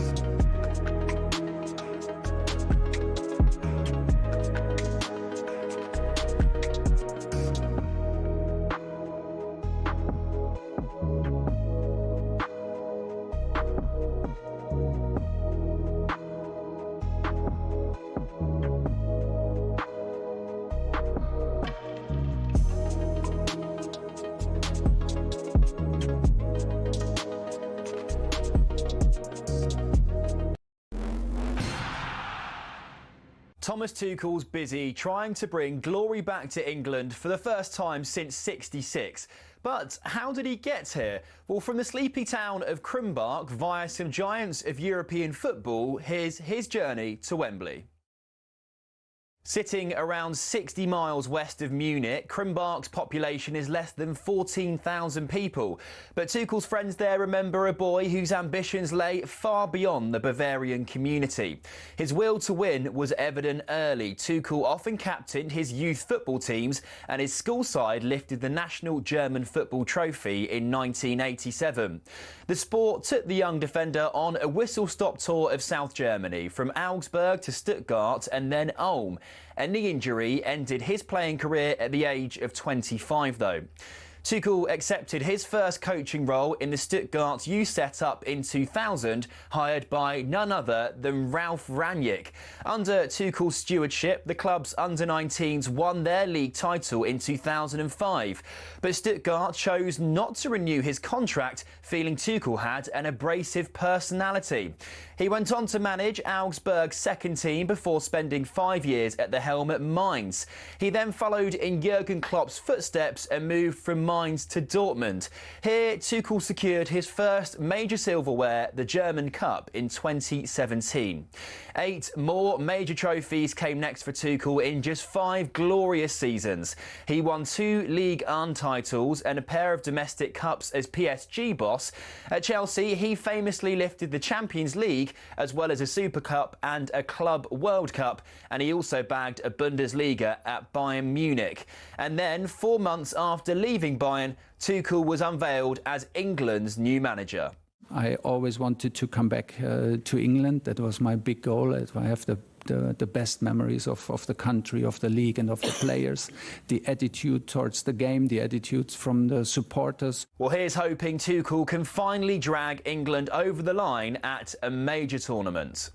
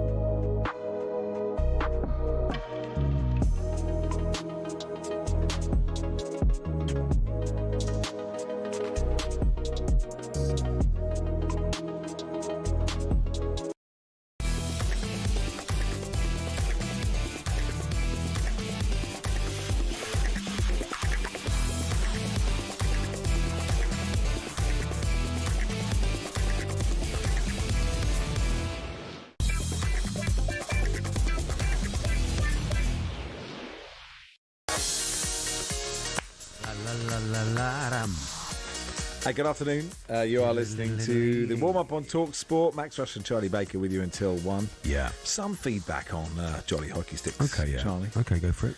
I don't mind feedback. I don't mind it. I'm quite into it. Well, some of it's not great. I don't mind. Well, I can, as long as they can take feedback about their own lives themselves. Carry on. Okay. Well, I will. Well, shall I start with the positive? No, start with whatever you like, Max, and I'll give some feedback to them about their sad little lives. Go on. Waldrew says, just when I think talkSPORT can't sink any lower. Oh yeah, yeah. Who's this from? Jolly. Who's this from? This is from the real Waldrew.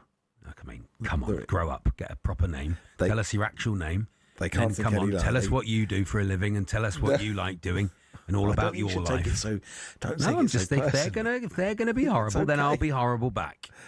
create jolly hockey sticks and totally redeem themselves. Okay. Paul says, will there be a winter sports version of JHS? Oh, that's a good idea. See, now it's got an abbreviation. Yes. Can see skiing only amassing Herman Zurbriggen and Alberto Tomba and silence seller the footballer game when four-man Bob comes up, says Paul, the Man U fan in Rochdale. Eddie the Eagle, that's as far as I'd get, I think. Graham Bell. Yeah, okay. We're not playing again. I'm not playing it now. We're not playing again. Okay. Suffocated Kunkwat Rap says, I've been to the Great Wall of China. I've seen the pyramids of Egypt. I've even seen a grown man satisfied. I can't read that bit. But never in all my years as a sports fan have I witnessed something as improbable, as impossible as what we've witnessed here today. So look, thanks for that. We take all your feedback on board. Big game tonight. Liverpool versus Liver. It's against Liver. Yeah, Liverpool against Liver. Imagine that. Liverpool against Villa. Horrible bit of badly cooked liver. That's really, it just doesn't work at all, does it? They got really no nothing. Liverpool versus Villa. It's live on talkSPORT. No title challenge for decades has withstood a run of 4 successive Premier League defeats. Doing loads of business and it's all over the place. It feels like you're spinning plates with every position. He's moaning about the squad here now that he hasn't got the strength for depth. Well, that's his fault by spending all that money on. The drama fast becoming a crisis. Liverpool 0, Palace 3. They're defending their title. This has been a poor defence. First of all, we need to be ready for Aston Villa. And Aston Villa have beaten Manchester City at Villa Park. The players, they are mature and they are showing their responsibility as well. And they win 4 on the bounce. You know, everyone around the club worked for Unai Emery, even the sporting directors above him. Is the end of the crisis in sight? Villa at home here on Saturday is now a game of epic proportion. Let's talk to James Pearce, Liverpool correspondent for The Athletic. Hey, James. Good afternoon, guys.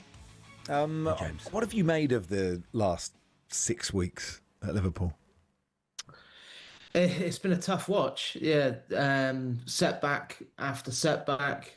I think you have to also view it in the context of even when they were winning at the start of the season, it was disjointed. There was a lack of fluency. They were just finding a way, and of course at that time, all the talk was, well, that's great because they're the sign of a championship winning team, isn't it? Winning when you're not at your best, and of course, when things click, imagine what it's going to be like then. The problem is things still haven't clicked, and they've made more and more mistakes, and over and over again they've come out second best in tight games, and also created a lot of those problems for themselves with really basic errors. Yeah, and it's hard, isn't it, to pinpoint. And you obviously have watched every game in detail. The biggest, there's just more than one issue, right? And obviously if there's a problem at right back, and that means that a centre back has to cover it more. If there's a problem midfield, then it affects people all over the pitch. It's complex how a football team fits together, and it's really hard to pinpoint where is the biggest problem. Yeah. You could almost go through it, right from back to front. Liverpool during this run have been without the best goalkeeper in world football in Alisson, and that, I think, just his importance has been shown up again, because Mamardashvili, some of the goals that have been conceded, you can't help but think, well, that just doesn't end up in the back of the net if Alisson is fit. You look at defensively, of course they've got issues in both fullback positions. Kirkes, I think, has found the pressure and scrutiny of life at Liverpool really tough to adjust to so far.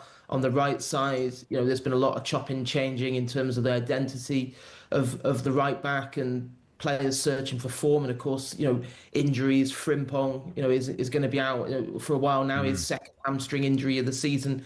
The balance in midfield hasn't been right. Of course, trying to adapt Wirtz into that system has kind of upset things slightly. And then top end of the pitch, of course, you've had Isak for initially trying to get fit and then breaking down due to injury. You've had Salah's, well-documented issues with form. The hope is that kind of wonder goal that ended up counting for nothing at Brentford last weekend, you kind of hope from a Liverpool perspective that gets him going again. A hell of a lot of issues for Arne Slot to contend with. And of course, last season they hardly suffered any injury issues whatsoever. Yeah. And now, we're only at the start of November, and no Isak, no Curtis Jones, no Allison, no Frimpong, and Leone out for the season with an ACL. What are the positives been, James? I'd say Ekitike looks like a really, really good buy. I'm trying to think of more beyond that. Yeah. He has been kind of a ray of light during the a tough few months. I think he's been the one summer signing who's hit the ground running. Just looks like he belongs in the Premier League, and looks like he belongs at Liverpool. Has really hit it off with the fan base. I think there's no doubt that the supporters will look to him tonight at Anfield to try and produce that spark on the pitch to win this torrid run in the Premier League, because he's got everything. He's been a joy to watch so far. Let's have a listen to Arne Slot. This is him explaining himself, those comments that he said earlier about struggling against long ball teams. Not 100% sure if everybody is already noticing what we're seeing. Then I underestimate a lot of analysts throughout the country. But if it happens after the 10th game and 9 of them were so much focused on long balls, then I think it's fair to say for me, if you ask me the question, why is it difficult to say this without opening the eyes of upcoming opponents. These two teams we face now indeed bring the ball more out of the back. But they're also really good in it. So I think City is a high-pressing team. We're really good in high pressing. But I did see Villa being able to play through that multiple times. And if I'm 100% correct, I think I am. They won the game by a set piece. So they've got Villa, they've got Real Madrid, they've got Man City. But it was interesting when he said, was it the Man United game where he just sort of said, look, they had lots of long balls, which James, is what every EFL manager says when they lose any game. They say, well, the opposition, they like to move it, get the ball very quickly up top and be direct, as if it's some sort of crime. And they're allowed to do that. Yeah, but how do you think Slot's sort of dealing with this adversity? I think in general, he's certainly, in terms of his dealings with the media, I don't think there's been much change in him. I think he's still been pretty positive. I think it's difficult for him. I think that he's trying to, when he's asked after defeats, he's trying to explain from his viewpoint what has gone wrong. And then I think in some quarters that's being kind of interpreted as just making excuses, where I don't get the impression when I'm sat there listening to him that he's just kind of just giving out excuses. I think he's just trying to explain why Liverpool, he felt, struggled in that particular contest. And there has been a theme. They have been far too vulnerable to direct approach from teams. And, I've heard people say, he shouldn't be, pointing out almost their Achilles heel. I was like, I don't think clubs need him to point it out. I think it's abundantly clear. And it's been also basic things like just the second balls Liverpool have been so slow to react to and play. Teams have got it into dangerous areas, just backing themselves to kind of react quicker and to be first to the second ball, and that more often than not, that's worked. But it's, as he kind of touched upon then, on the one hand, you look at the week they've got coming up against an informed Villa, Real Madrid, and then Man City away. And in normal circumstances, you'd probably say that's the last thing you need when your confidence is low and you're on the kind of run Liverpool are on. But then the flip side of that is if it's been a style issue in terms of them struggling to contend with the style of certain teams. Yeah. Well, this is a run of games where arguably there can be no excuses, because they're not playing 3 teams now that are going to be taking forever over long throws and lumping the ball into the box and playing for those second balls. So it's going to be, what Slot would argue, a proper kind of football match in terms of 2 teams who like to get it down and play. But haven't seen Vinicius. Haven't seen Vinicius hurl one in from the. That's what I want to see in there. Wednesday, absolutely arches back. On at the near post. Lob one in for Arda Güler. Sorry, Charlie, you had a question. I was just saying, but win those 3 games. I know it's a big ask, but it's all about momentum, isn't it? And win those 3 games or get a result from 2 or 3 of those games, then it shifts, doesn't it? And suddenly you're back on a good run. We've seen it at Man United. Everyone's been trying to sack that manager, Amorim, since middle of last year, but he's got into a run and suddenly he's the next big thing. Yeah, I'm sure that'll be exactly the kind of message that Arne Slot and his staff will be banging the drum about, because there's so much noise externally when a club the size of Liverpool go through the kind of run they're on at the minute. I mean, they're on the brink of, if they were to lose to Villa tonight, be the first time since 1953 that they've suffered 5 successive league defeats. That's kind of how unprecedented this is. But things can turn quickly, and yes, it feels at the minute like the title defence is in absolute tatters, and but it's a 7-point gap to Arsenal with 29 games to go. It's not. It's. I think it's just such a the kind of the knee-jerk reactions in modern football, and we know how quickly things can change. It wasn't that long ago that Villa looked like they were in a real mess, and people were talking about whether Emery could turn it around there, and yet they come to Anfield tonight as one of the form teams in the Premier League. So Liverpool just need that kind of flick, that kind of bit of inspiration to get them going again. And certainly every Liverpool fan will be desperately hoping that comes tonight under the lights at Anfield. They don't like these 8 o'clock kickoffs is the thing. They don't like the 12:30 kickoffs. They don't like the 8 o'clock kickoffs. Just need those 3 o'clock on a Saturdays, and they'll be fine. I think they win tonight. I hope you're right. Yeah. I think I think the atmosphere will be bouncing 8 p.m. under the lights at Anfield. So and I think team selection wise, it's almost pretty straightforward for Slot tonight. I think thought it was telling in midweek that Kirkes was the only player who started both games from Brentford to the League Cup tie against Palace, and then it was Robertson that he brought off. And I think that's probably a pointer that we can expect Robertson out there tonight, which I think is a positive. You've Konate, Van Dijk pick themselves as a centre-back partnership at the minute. Probably Bradley, a right-back. I think, front three are Salah, Ekitike and Gakpo. And then it's just, Gravenberch's return to the side tonight should help. They've certainly missed him when he's not been there. He was such an influential part of the title-winning team. And then I think the only real decision for him is does he go back to the tried and trusted midfield of kind of Gravenberch, Szoboszlai, McAllister and leave out Wirtz, or does he leave out McAllister and play Wirtz? That's probably the big one for him in terms of getting his selection right. Thanks for coming on, James. Thank you, James. Your time. Cheers, guys.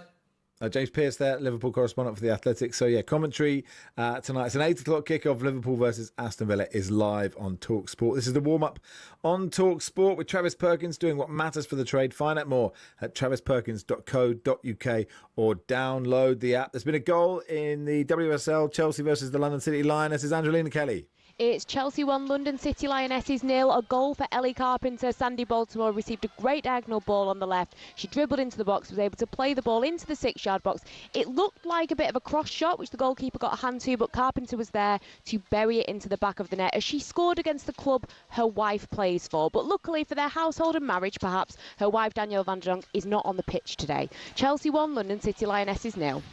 Thanks, Angelina. We'll do some boxing in just a second.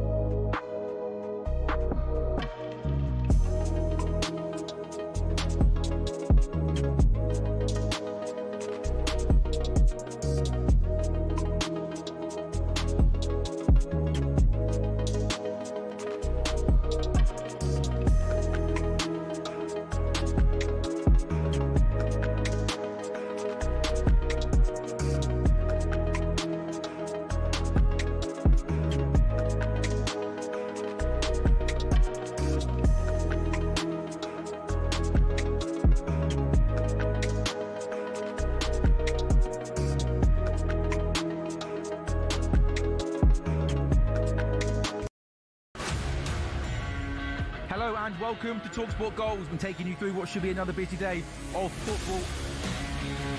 Chance to win it! We don't need to do that, guys. I'm going to owe you an apology. How would you get to that conclusion? That's a weak mentality. Oh, get out of it.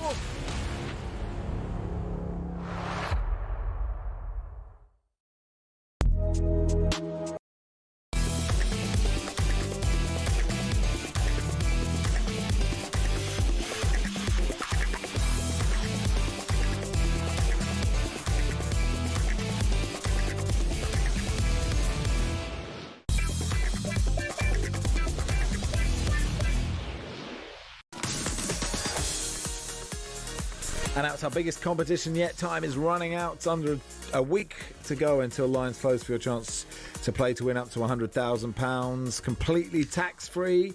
If you're the lucky winner, getting the call this Thursday, you'll be heading to talkSPORT Towers on the Thursday, November the 13th, to play for that life-changing cash prize. Here's how to enter, and good luck. 18 plus, UK excluding Northern Ireland. For a chance to win, text the word cash to 83338 and you're in the draw. Text costs £2 plus one standard network rate message. You must have the bill payer's permission, or you can enter for free by calling 0330 880 3338. All entries must be received by the 6th of November at 4 p.m. This is a talkSPORT limited promotion run on talkSPORT, Talk and Virgin Radio UK stations. Full terms and conditions at talksport.com. Let's talk to our boxing expert, Spencer Oliver, ahead of the Boazzi Parker fight tonight. Hey, Spencer, how are you? How are we, gentlemen? Yeah, with a big fight tonight at the Co-op Live Arena. Zach Parker challenges Joshua Boazzi for the winner. Could possibly go and get the winner of Anthony Yarde versus Benavidez later on November the 22nd out in Saudi Arabia. So a lot on the line here for both of these guys. Where do we find you, Spencer? Yeah, you're sort of it's like news reporter out on the streets. Sorry, I lost you there, guys. All right, where are you stood? Doesn't it?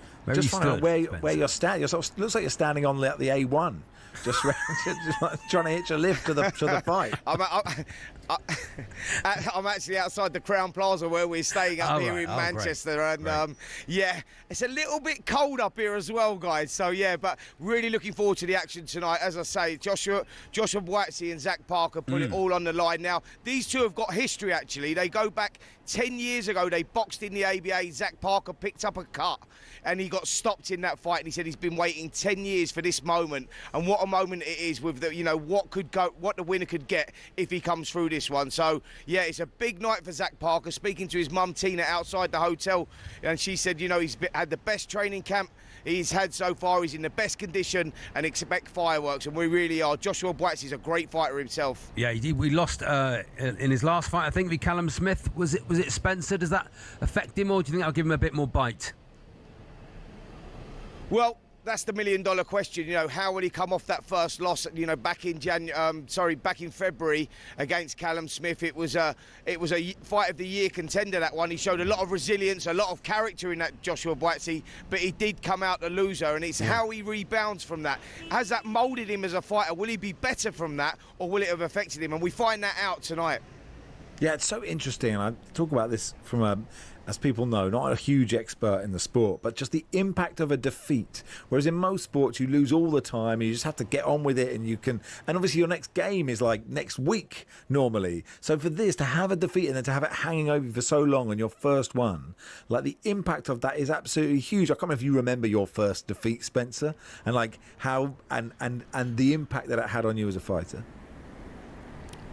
Well, listen, it's a funny one, actually, because, you know, it affects fighters in different ways, because it's the psychological damage that it does. Some fighters feed off it and they go back and they train harder. Mm-hmm. They work on, you know, the mistakes that they made in that fight that they lost, and they come back better fighters. And other fighters manifest it, and it affects them. They get a little bit gun-shy. They don't want to take the opportunities maybe that they did. Now, you're talking about my first defeat was my only defeat. Unfortunately, I didn't remember it, guys, because it was back at the Royal Albert Hall back in May 1998. I collapsed in the 10th round and went into a 2-week coma, woke up from that coma, had to learn to walk again, talk again, and rebuild my life. So, you know, when I woke up actually in the hospital bed, I still thought I was at the Royal Albert Hall, only we was 2 weeks later. So, yeah, that was the only time that I actually got defeated, and I don't remember that one. That is some answer to that question. Yeah. Wow. It's incredible. Just in other boxing news, Spencer, Derek Chisora's third fight, they were going to do a trilogy, weren't they, with Dillian White? Looks like that's fallen through. Do you think Derek will get a 50th and final fight? Well, it's interesting, isn't it? Because I'm not quite sure what is happening with that show in December the 13th. On December the 13th, you know, it was looking like a great one with Derek Chisora versus Dillian White, and we had Moses Atauma, and there was numerous opponents that were mentioned for him. Now it looks likely that Moses is not boxing on that show. He's probably pushed back until February next year, and I think that fight is in jeopardy now as well with Derek Chisora and Dillian White. If that falls through, then do we still get the show on December the 13th, or do they move it into the early part of next year? So there's a lot of unknowns, uncertains around it, but that fight is definitely in jeopardy at the moment. Derek Chisora will have to wait for that 50th and final fight, and that possibly comes in 2026. Good stuff, Spencer. Get Thanks, back Spencer. in from the Go cold. inside now, and enjoy the fight tonight. Cheers, Spencer. Spencer Oliver there. You can watch along with us tonight. Joshua Batsey takes on Zach Parker over on the talkSPORT Boxing YouTube channel. Also on talkSPORT 2, isn't it? Or it's live on DAZN as well. This is the warm-up on talkSPORT with Travis Perkins. For the latest big trade deals, head to travisperkins.co.uk or download the app.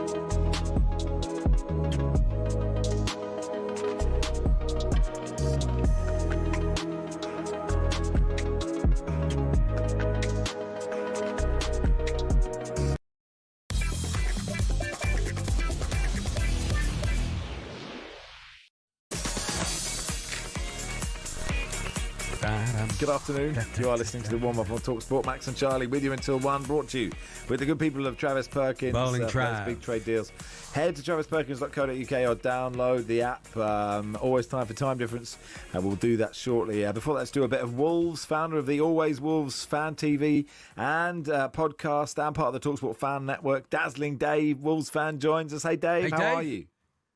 Hey, guys, how are you doing? Very I'm just good. literally on the way to Fulham. I am in the back seat. I'm not driving. All safe. Okay, good stuff. Good stuff. So who's your chauffeur, Dazzling Dave?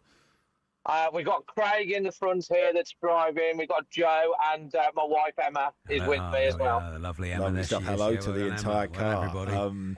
So look, I've been saying this quite a lot, Dave. That even though Wolves have got 2 points from 9 games, they're not that bad. But I mean, you go and watch them home and away. Are you that bad? Well, we've got 2 points out of 9, so the league table doesn't lie. I think people would say we played very well against Tottenham and Brighton. We were very close to getting victories there, but we didn't get it. We conceded a very late goal to both of those sides, and of course against Burnley, another late goal. That's 5 points it's cost us. So we could be on more points, but the fact is the league table doesn't lie. We need wins, and we need them fast. But it is November now. Wolves are not allowed to win games in May, August, September or October. It's the 1st of November, so we're allowed to start winning matches now, I think, hopefully. Yeah, good stuff. Have you walked into this a bit, do you think, Dave? Have you seen this coming? Oh, God, yeah. All the fans have seen this coming. I mean, it's been a managed decline, really, over the last 3 or 4 seasons. It's not just about the last transfer window. If you look at the team, the players that we've lost, Neves, Moutinho, Pedro Neto, the list goes on. Jimenez, Traore, who are playing, of course, now for Fulham. That team from sort of like 4 or 5 years ago when we were, Europa League, semi-final, the FA Cup, all of that. It's not the same team, but it's an absolutely cracking side, and we've gone 7th, 7th, 10th, 13th, 14th, 16th, and we're currently the strongest team in the Premier League because we're holding the rest up at the moment, aren't we? Yeah, I mean, you lose Cunha and Nuri as well. So, is your frustration of course, yeah. above? Is your frustration above Vitor Pereira? Is it with the owners, or is it just a case of, if your model is, you're one of those sides where you will recruit and hopefully sell on, but if you keep doing that, eventually you just don't find the gold that you found in the past. Well, you look Okay, Dazzling Dave. That's where he gets dazzling. That's the most most dazzling bit. Well, we can go. But Sean in crew, while we try and get Dave back to Wolves, is trying to compare me asking Spencer Oliver about his first defeat, making him relive the trauma, he dying, and having to learn to rebuild his whole life. It's as funny as Alan Brazil asking about Bob Monkhouse. Come on, guys. No, the thing is, you didn't know that that's what happened to no, but Spencer. I suppose Alan didn't know about Bob Monkhouse. But someone had just said he'd been to a memorial for him. Yeah, can we have a new bit called "Tell Max about the traumatic event that ended your sports career"? I quite like that. Dazzling Dave's back, apparently, Max. So, is he? I mean, I just don't. I think you can't compare it to Brazil and Monkhouse. Come on. Anyway, Dave, are you with us, Dave? Yeah, I'm with you. Sorry, I think we just lost signal because we are moving. You were asking about whether it goes deeper than the manager. Yes, it does. The fans are very dissatisfied with the owners for what's happened over the last 2 or 3 years. There's a lot of anger from the fans being targeted towards the owners as well, because we are in this Groundhog Day of cycle of year on year. We're living the same season year on year at the moment. So, but I mean, is that level of ire wanting them to leave, or because they've done quite well for the club as far as I understand, or is it just buy a few more players? What's the message to the ownership? The message to the ownership is show some ambition or sell the club. That's basically where the fans are. We're very grateful for Fosun for the first 3 or 4 years, but since the pandemic, we've gone backwards and the investment has dried up. And it's not just about the on-field, it's the off-field investment as well. So the message from the fans is step up, show some ambition, show a roadmap for where you're going to take this club. Or if you can't do that, thank you very much, hand the baton over to someone else that will. And that's where the fans are. There's a lot of anger at the moment. But we need to start winning games starting today against Fulham. Yeah, you're playing a team in Fulham that are sort of in a similar position, haven't invested for a while properly, and some fans think the owner is trying to sell the club. So you're in a similar position today. Yeah, I'd say so. I mean, we do actually have a really good record against Fulham. I mean, if you remember, last year we were in trouble and we got that 4-1 victory away at Fulham. Matheus Cunha scored that wonder goal. So we're hoping for, we played really well against Chelsea in the second half on Wednesday in the Carabao Cup. It was fantastic the way we played. We're a bit unlucky not to at least take them to penalties in the end. If we show that sort of fight and desire, and the players will run through walls for the club and the badge, that's the minimum we expect at Wolves fans. We've been playing well in the second half of games. We need to play well for 95 minutes. If we can do that, there's still enough in this team potentially to turn it around. But we have to start getting wins. We need 3 points, and it has to start today at Craven Cottage. The line is just going. But there we are, very nice. But we got the gist of it. Thank you, Dave. Dazzling Dave, they're part of the talkSPORT Fan Network. Thanks, Dave. Founder of Always Wolves Fan TV and podcast. It's enormous. It's such a big game, that, because of how well the promoted sides have done. The relegation issue is so much more interesting than it was last year. And there are a number of teams, obviously Wolves and West Ham, but Forest, Fulham. And then you go up, you look at, you look at clubs that just can't take it for granted. Like last year, if you think about if this happened last year, Tottenham and Man United would have been an absolute. It would have been hilarious. I mean, it'd been pretty worrying for me, but it would have been absolutely hilarious. But that is the state of it. It's really early in the season, of course. So you think those promoted sides might drop off a bit. That's what naturally would happen. They may not. Sunderland may keep on being brilliant. Yeah. But if you are Everton or whatever, you just can't afford to. No, you can't afford to have a bad season. It's good. It's an exciting season. Yeah, you're not gonna have. There's four 4 teams that can win the league at the moment, I reckon. There's probably 10 teams that can go down. That's what you want, really. I agree. Can we knock ahead? Gary says, Max, did you really compare a scar on your head playing Kiss Change to 12 rounds? No, I didn't. That was a separate. That was a separate point I was making. Max, it was a good question. Don't let people get you down. Don't get them. No, it's not letting me get me down. I'm enjoying the feedback. I'm enjoying the pleasure that it has given everybody. As once again, another successful boxing. And it was going so well. My lack of knowledge of boxing cruelly exposed again. Otherwise, what do you do? Otherwise, you just ask generic, who do you think's going to win? Yeah. Who's better? Who's got the bigger punch? You end up reading the questions that are written down in front of you. Imagine it. Why would anyone do that? I'm never going to read the questions that are written down for me. I just think that's cheating. Okay. That's cheating as a radio presenter. That Someone is gives cheating. you questions written down. No You're way. cheating. You're better off sometimes tripping yourself up.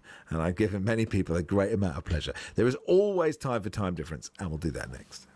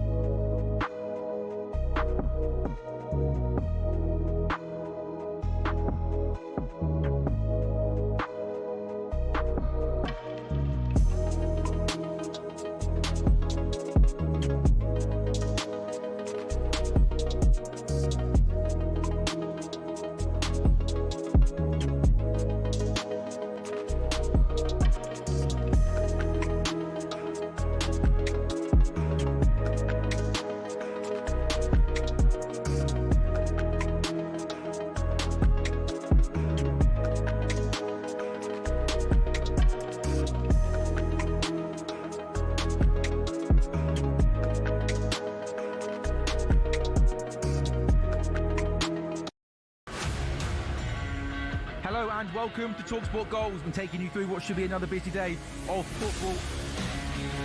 Chance to win it! We don't need to do that, guys. I'm going to owe you an apology.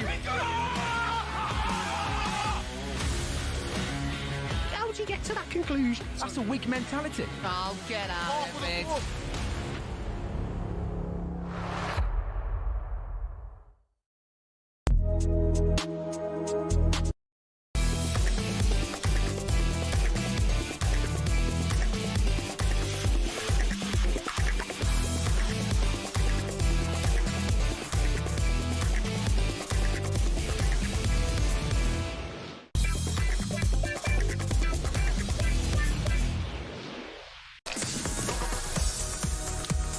Good afternoon, all. Max Rush and Charlie Baker here for another 10 minutes. Let's go to Angelina Kelly, half-time. Chelsea versus London City Lionesses in the WSL. Half-time, Chelsea 1, London City Lionesses 0. It's been a lively first half of football in the first WSL London derby between these two sides. Chelsea dominated from the first whistle with the lights of Erin Cuthbert getting close early on, but it was Ellie Carpenter who found the back of the net for the first time for Chelsea in the 6th minute, thanks to a great ball across the face of goal into the 6-yard box from Sandy Baltimore.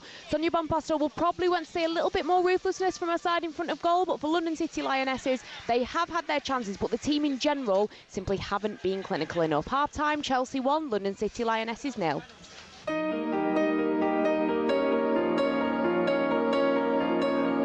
Of New Zealand, we find ourselves in Dunedin. For there is always time for time difference. Always. And here is your host, scouting around in his Volkswagen combi van, doing his road trip on the South Island. It's Sam Ellard. Welcome, Sam. Hi, guys. How are you? Very good, thank I'm you. actually sat next to Charlie right now, by the way. Yeah. Ollie Klink was really good last week. What do you mean you're set to... What do you mean you're...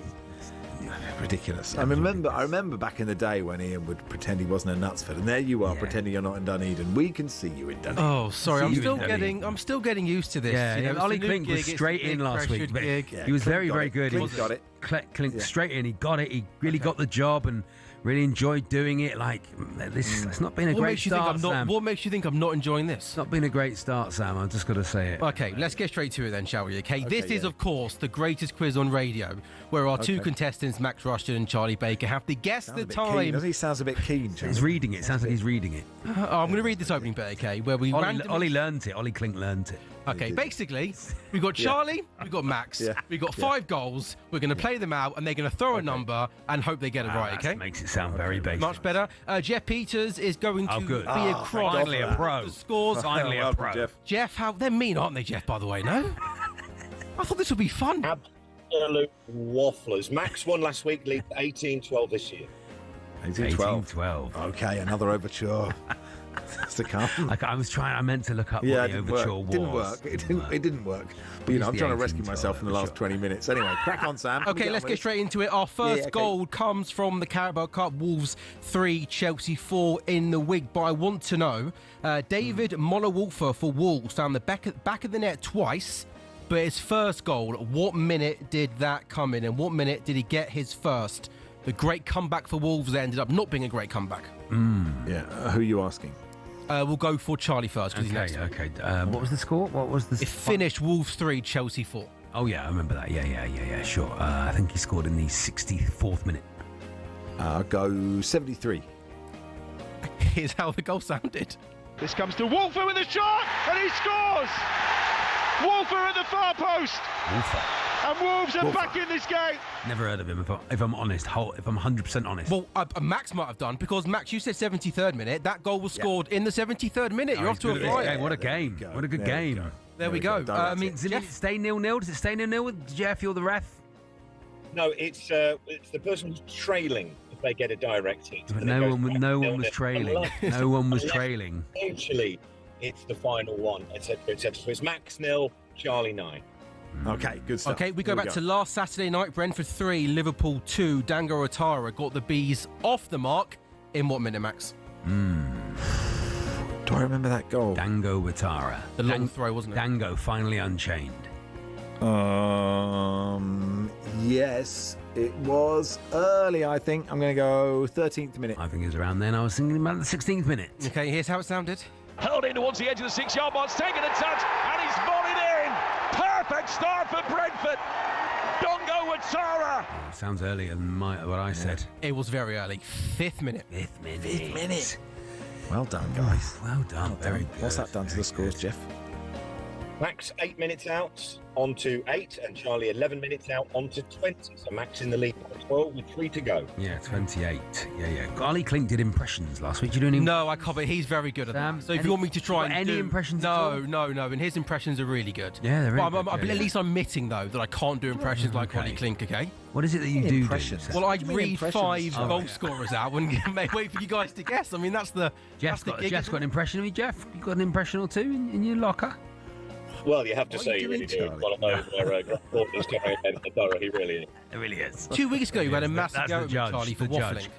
Oh, well. And I'm trying not to waffle. I'm trying to be to the point here. Okay. Okay, should we go on to game number 3? Sunday, Aston Villa 1, on with it. Man City 0. Matty Cash got the goal for Aston Villa. Charlie, in what minute? Matty Cash scored for Aston Villa. Yeah. V who? The Man City. Aston Villa 1. Oh, Man yeah, City I remember it. Yeah, Very good goal. Yeah. I was covering it on really good goal. Virgin, 2 till 6, game on. You'll never miss a goal, you'll never miss a beat. How's that going, Charlie? Here's Cast. But how's the show going? Oh, it's really good, actually. Yeah, Is it really, good? people are enjoying it. Getting lots of nice, text topics and things, all sorts of really. Are you having a fine time? Having a fine, Charlie having a fine time. Okay, You're not walking away from that gig. Matty Cash. Matty Cash. Aston Villa beat Man City 1-0 last Sunday. Yeah, I remember it. First half. Remember the goal? 32nd minute. Max? Okay, I can't remember what half it was in. I remember the goal, yeah. Brilliant first touch. Half decent second one. I'll stick close to Charlie. 33. Okay, here's how it sounded. Aston Villa 1, Manchester City 0, and it's Matty Cash with his second Premier League goal of the season. Is this charming man by the Smiths? And it was the 19th minute, Jeff Peters, wasn't it? 19th minute. It's too late, wasn't I? It was. I would go out tonight, but I haven't got a stitch to wear. Max 14 out onto 22. It's not stopped you before, Jeff. Stop me if you think you've heard this one before. Yeah. So 11 the gap, 2 to go. Okay, 2 to go. We go to last night. Wrexham beating Coventry 3-2. Oh, yeah. Kiefer Moore scored a hat-trick, didn't he? But what minute did he score his third? Ex-Torquay, Kiefer Moore. Ex-Torquay legend. What minute did he score What's his the final third? score, please, Sam? It finished 3-2 Wrexham. Yes. Who is it, me or Charlie? It's me. Charlie. Max. It's Max. It's No, Max. it's me. No, it is Max. Definitely Max. 83. I think it was earlier than that. 72. Here's how it sounded. Here's Windass inside the box. Kiefer Moore with a chance. Kiefer Moore hat-trick for Wrexham. He's good at this, Max, isn't he? He's absolutely bang on the money again. He's about 83rd Max. minute. He actually watches the football. So Yes, that helps, right? That's 3 assists for Josh Windass. It was 3, indeed, yeah. He set up Kiefer Moore for all 3. Fascinating, yeah. Kiefer Moore good win once for them. They missed needed on that. purpose against They Torquay. needed that. Yeah, that's right. Jeff, Max is absolutely bang on the money once again. That goal went in 83rd minute. Yeah, second direct hit for Max. Charlie 11 out, so it's 22 plays 44. Charlie's got to be 23, not just of Max. 23. 23, yeah. Where's Jeff today? He looks like he's in a beautiful sunny place. It looks hot, doesn't it? Yeah. Looks good, doesn't hot, he? but he does like he's down at the bottom of the sea. I'll be honest with you, Looks I'm good, in doesn't sound good. Travelodge car park in Derby. Oh, yeah. Oh, The okay, dream. good. The dream. Good. Lovely. Charlie, can you please focus? Because you need to be close in this one, please. Is that okay? We're going back to the Carabao Cup in the week. Wycombe 1, Fulham 1. Fulham won on pens, but Wycombe went ahead thanks to Corley Woodrow. Oh, yeah. And what minute did he put the League One side ahead, please, Charlie? Not up to me, it's up to Max because he's in the lead. I have to go first. Sorry. Learn the rules Sorry. before you present something. Sorry. Wycombe took the lead. He took the lead in the 30th minute. Wycombe lead 30th minute. Oh, well, it's not going to be, is it? I'll say the 53rd minute. Okay, here's how it sounded. And then a shot from Woodrow. What a goal! Corley Woodrow Great comms. against his old club. It was very early, 4th minute. Oh, could have nearly done it. Could have won it. You could have won it. Wrong way, Eagles. Strikes again. Unbelievable. What a pointless game. Jeff Peters. Jeff Peters. Jeff, are you there, Jeff? Peters. Jeff, it's you. Jeff Peters. Jeff at the Travelodge. So Peters. final scores: Max 48, Charlie 93. Max wins and leads 19-12 this year. Well done, boys. Regaled it. Thanks very much. Thank you, I'm Jeff. frozen. Thank you, Jeff. Thank you, You're Sam Mars. Mallard. You're Thanks, Mars. everybody. Round of applause. Everybody who's listened to the show, give themselves a round of applause. Really well done. Well You've done, all done everyone. incredibly well. Everybody. And who's been nothing involved. went wrong. So that's good. Nothing went wrong. It never does on this show. Thanks so much for listening. Thank you, Charlie. Me and Barry back on 11 o'clock tomorrow. Adrian around the grounds in just a second. Game day phone in with Jamie O'Hara and Rory Jennings from 5:30. Natalie Sawyer, Game Day exclusive. Liverpool versus Villa live on talkSPORT. The boxing over on talkSPORT 2 and on the YouTube channel. And the Sports Bar Weekend. Jason Cundy and Jermaine Pennant from 10. But Adrian's next.